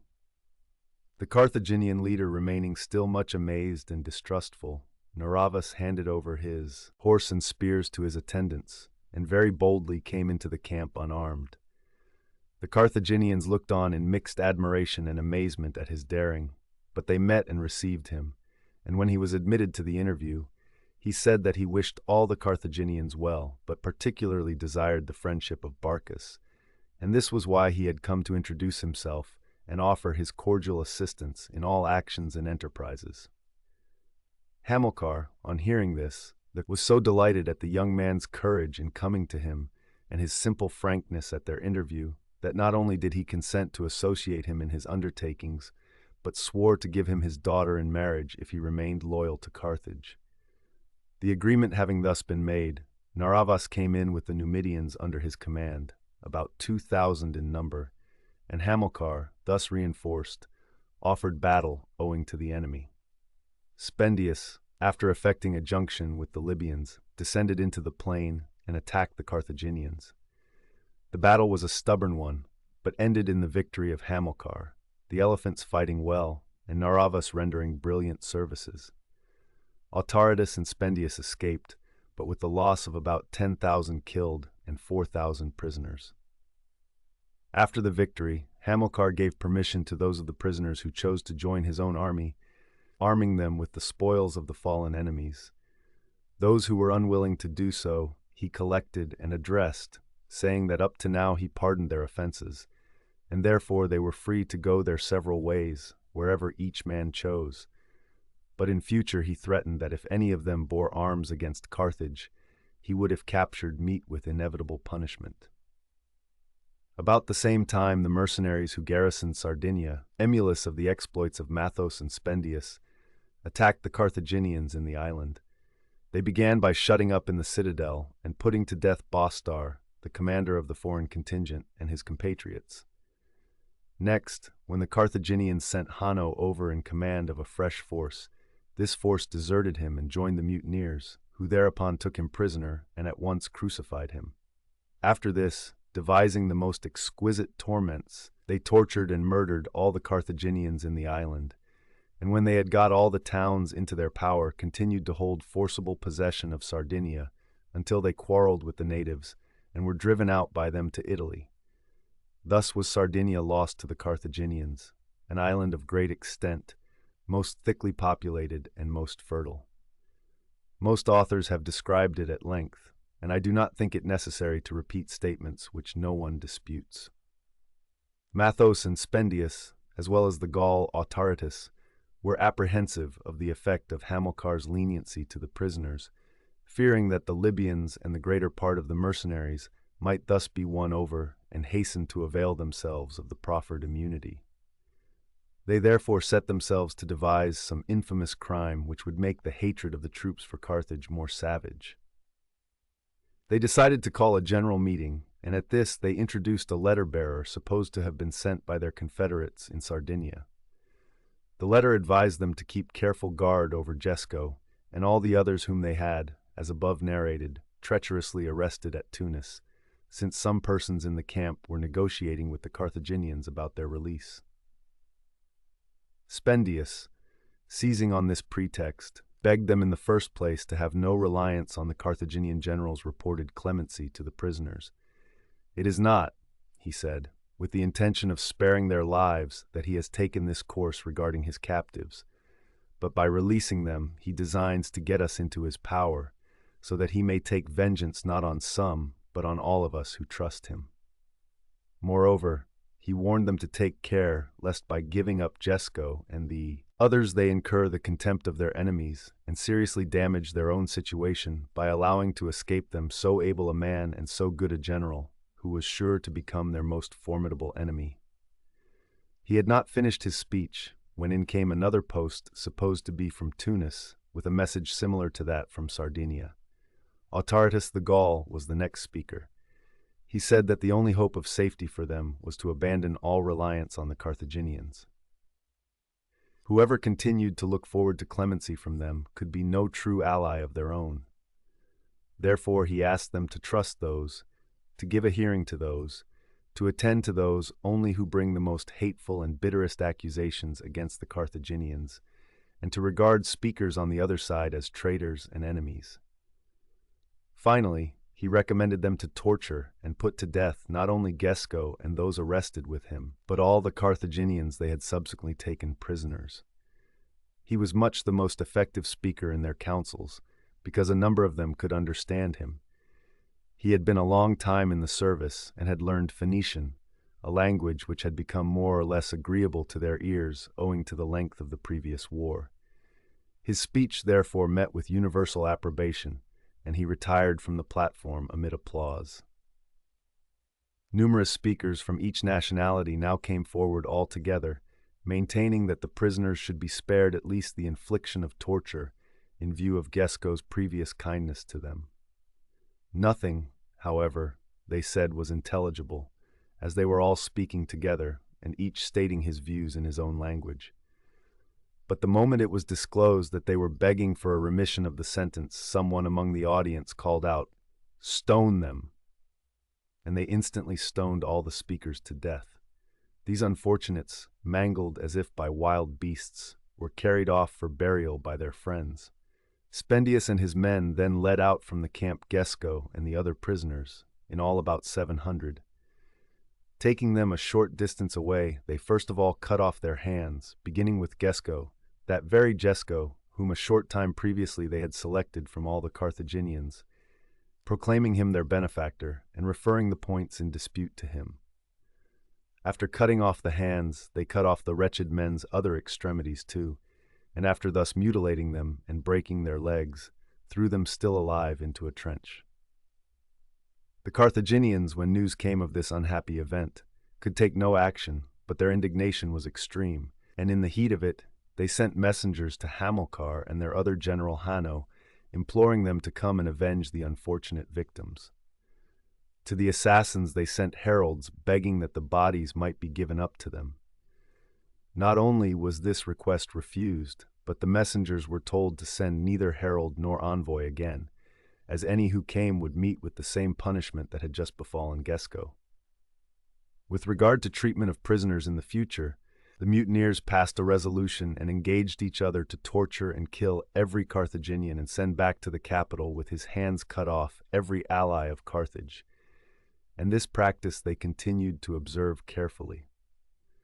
No one looking at this would have any hesitation in saying that not only do men's bodies and certain of the ulcers and tumors afflicting them become, so to speak, savage and brutalized and quite incurable, but that this is true in a much higher degree of their souls. In the case of ulcers, if we treat them, they are sometimes inflamed by the treatment itself and spread more rapidly, while again, if we neglect them, they continue, in virtue of their own nature, to eat into the flesh and never rest until they have utterly destroyed the tissues beneath. Similarly, such malignant lividities and putrid ulcers often grow in the human soul, that no beast becomes at the end more wicked or cruel than man.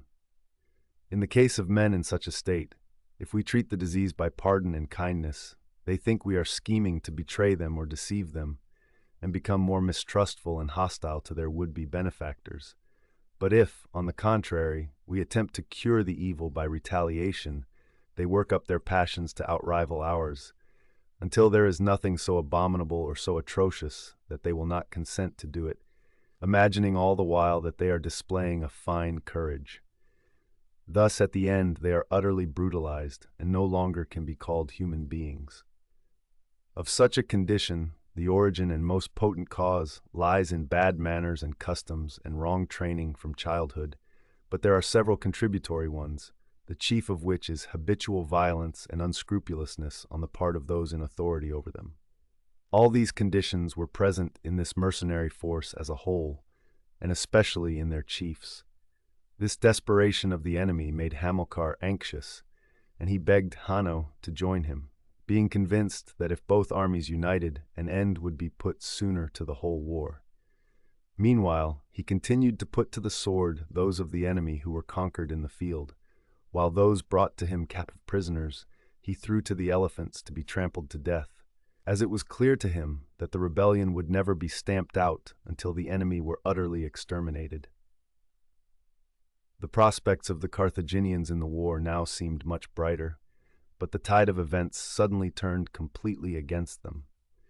For when the two generals met, they quarreled so seriously that this difference caused them not only to neglect many opportunities of striking a blow at the enemy, but to afford many such to the latter. The Carthaginians, perceiving this, ordered one of the two to leave his post, and the other to remain in sole command, leaving the choice to the troops. In addition to this, they suffered the total loss at sea in a storm of the supplies they were conveying from the place they call Emporia, supplies on which they entirely relied for their commissariat and other needs. And again, as I said above, they had lost Sardinia, an island which had always been of great service to them in difficult circumstances. The severest blow of all, however, was the defection of Hippocrene and Utica, the only two cities in Libya which had not only bravely faced the present war, but had gallantly held out during the invasion of Agathocles and that of the Romans. Indeed, they never had on any occasion given the least sign of hostility to Carthage. But now, apart from their unjustifiable defection to the cause of the Libyans, their sympathies so suddenly changed that they exhibited the greatest friendship and loyalty to the rebels, while beginning to show every symptom of passionate and determined hatred of Carthage. After butchering the troops the Carthaginians had sent to assist them, about 500 in number, together with their commander, they threw all the bodies from the wall and surrendered the city to the Libyans. They would not even give the Carthaginians the permission they requested to bury their unfortunate compatriots. Mathos and Spendius, in the meantime, elated by these events, undertook the siege of Carthage itself. Barcas had now been joined in the command by Hannibal, the general whom the citizens had dispatched to the army, on the soldiers voting that Hanno should be the one to retire, when the decision was left in their hands by the Carthaginians at the time the two generals had quarreled. Accompanied then by this Hannibal and by Narr'havas, Hamilcar scoured the country, intercepting the supplies of Mathos and Spendius, receiving the greatest assistance in this and all other matters from the Numidian Narr'havas. Such were the positions of the field forces. The Carthaginians, being shut in on all sides, were obliged to resort to an appeal to the states in alliance with them. Hero, during the whole of the present war, had been most prompt in meeting their requests, and was now more complaisant than ever, being convinced that it was in his own interest, for securing both his Sicilian dominions and his friendship with the Romans, that Carthage should be preserved, and that the stronger power should not be able to attain its ultimate object entirely without effort. In this he reasoned very wisely and sensibly, for such matters should never be neglected, and we should never contribute to the attainment by one state of a power so preponderant that none dare dispute with it, even for their acknowledged rights. But now the Romans as well as Hero observed loyally the engagements the treaty imposed on them. At first, there had been a slight dispute between the two states for the following reason. The Carthaginians, when they captured at sea traders coming from Italy to Libya with supplies for the enemy, brought them into Carthage, and there were now in their prisons as many as 500 such. The Romans were annoyed at this, but when on sending an embassy they recovered all the prisoners by diplomatic means, they were so much gratified that in return they gave back to the Carthaginians all the remaining prisoners from the Sicilian War, and henceforth gave prompt and friendly attention to all their requests. They gave permission to their merchants to export all requirements for Carthage, but not for the enemy, and shortly afterwards, when the mercenaries in Sardinia on revolting from Carthage invited them to occupy the island, they refused. Again, on the citizens of Utica offering to surrender to them, they did not accept, but held to their treaty engagements. The Carthaginians, then, on thus obtaining assistance from their friends, continued to withstand the siege. But Mathos and Spendius were just as much in the position of besieged as of besiegers. Hamilcar had reduced them to such straits for supplies that they were finally forced to raise the siege. A short time afterwards, collecting a picked force of mercenaries and Libyans to the number of about 50,000, and including Zarzas the Libyan and those under his command, they tried again their former plan of marching in the open parallel to the enemy and keeping a watch on Hamilcar. They avoided level ground, as they were afraid of the elephants and Narvaez's horse, but they kept on trying to anticipate the enemy and occupying positions on the hills and narrow passes. In this campaign they were quite equal to the enemy in terms of assault and enterprise, but were often worsted owing to their want of tactical skill. This was, it seems, an opportunity for seeing by the light of actual fact how much the methods gained by experience and the skill of a general differ from a soldier's inexperience in the art of war and mere unreasoning routine. For in many partial engagements, Hamilcar, like a good draught player, by cutting off and surrounding large numbers of the enemy, destroyed them without their resisting, while in the more general battles he would sometimes inflict large loss by enticing them into unsuspected ambuscades, and sometimes throw them into panic by appearing when they least expected it by day or by night. All those he captured were thrown to the elephants.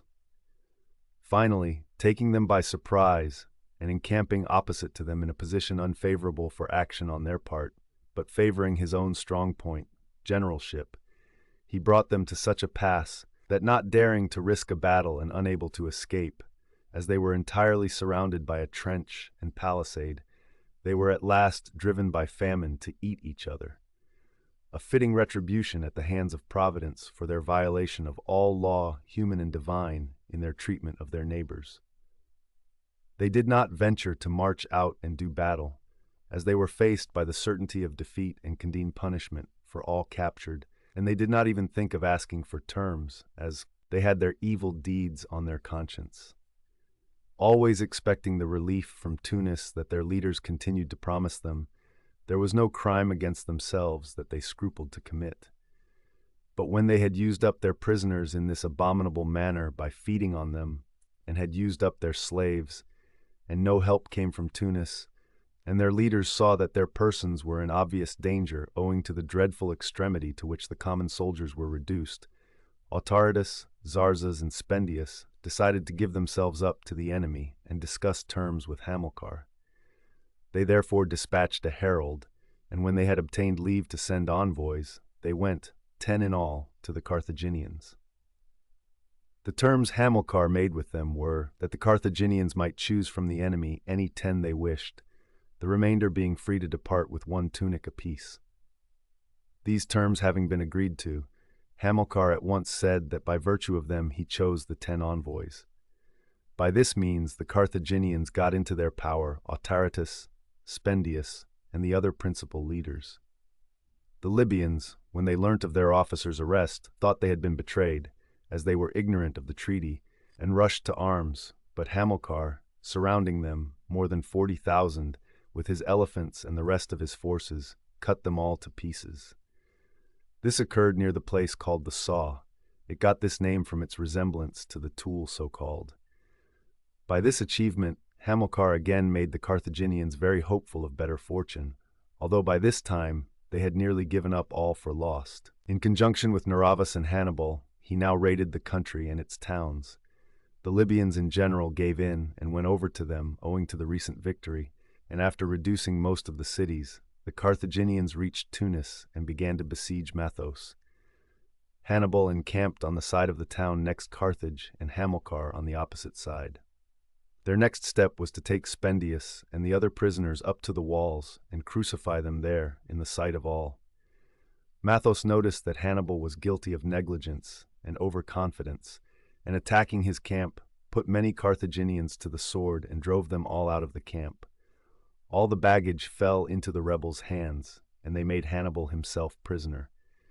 Taking him at once to Spendius' cross, they tortured him cruelly there, and then, taking Spendius down from the cross, they crucified Hannibal alive on it, and slew round the body of Spendius 30 Carthaginians of the highest rank.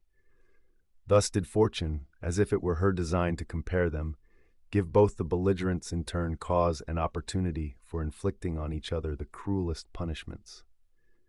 Owing to the distance between the two camps, it was some time before Hamilcar heard of the sortie and attack, and even then he was slow to give assistance owing to the difficult nature of the interjacent ground. He therefore broke up his camp before Tunis, and on reaching the river Macaras, encamped at its mouth by the seaside. The suddenness of this reverse took the Carthaginians by surprise, and they became again despondent and low-spirited. It was only the other day that their spirits had begun to revive, so they at once fell again. Yet they did not omit to take steps for their safety. They appointed a committee of 30 senators and dispatched them to Hamilcar, accompanied by Hanno, the general who had previously retired from command, but now resumed it, and by all their remaining citizens of military age, whom they had armed as a sort of forlorn hope. They enjoined these commissioners to put an end by all means in their power to the two generals' long-standing quarrel, and to force them, in view of the circumstances, to be reconciled. The senators, after they had brought the generals together, pressed them with so many and varied arguments that at length Hanno and Barcas were obliged to yield and do as they requested. After their reconciliation they were of one mind, and consequently everything went as well as the Carthaginians could wish, so that Mathos, unsuccessful in the many partial engagements which took place around the place called Leptis and some other cities, at length resolved to decide matters by a general battle, the Carthaginians being equally anxious for this. Both sides then, with this purpose, called on all their allies to join them for the battle, and summoned in the garrisons from the towns, as if about to stake their all on the issue. When they were each ready to attack, they drew up their armies confronting each other, and at a preconcerted signal closed. The Carthaginians gained the victory, most of the Libyans falling in the battle, while the rest escaped to a certain city and soon afterwards surrendered, but Mathos himself was taken by the enemy. The rest of Libya at once submitted to Carthage after the battle, but Hippocrate and Utica still held out, feeling they had no reasonable grounds to expect terms in view of their having been so proof to all considerations of mercy and humanity when they first rebelled. This shows us that even in such offenses it is most advantageous to be moderate and abstain from unpardonable excesses willingly. However, Hanno besieging one town and Barcas the other soon compelled them to accept such conditions and terms as the Carthaginians thought fit to impose. This Libyan war, that had brought Carthage into such peril, resulted not only in the Carthaginians regaining possession of Libya, but in their being able to inflict exemplary punishment on the authors of the rebellion. The last scene in it was a triumphal procession of the young men leading Mathos through the town and inflicting on him all kinds of torture. This war had lasted for 3 years and 4 months, and it far excelled all wars we know of in cruelty and defiance of principle.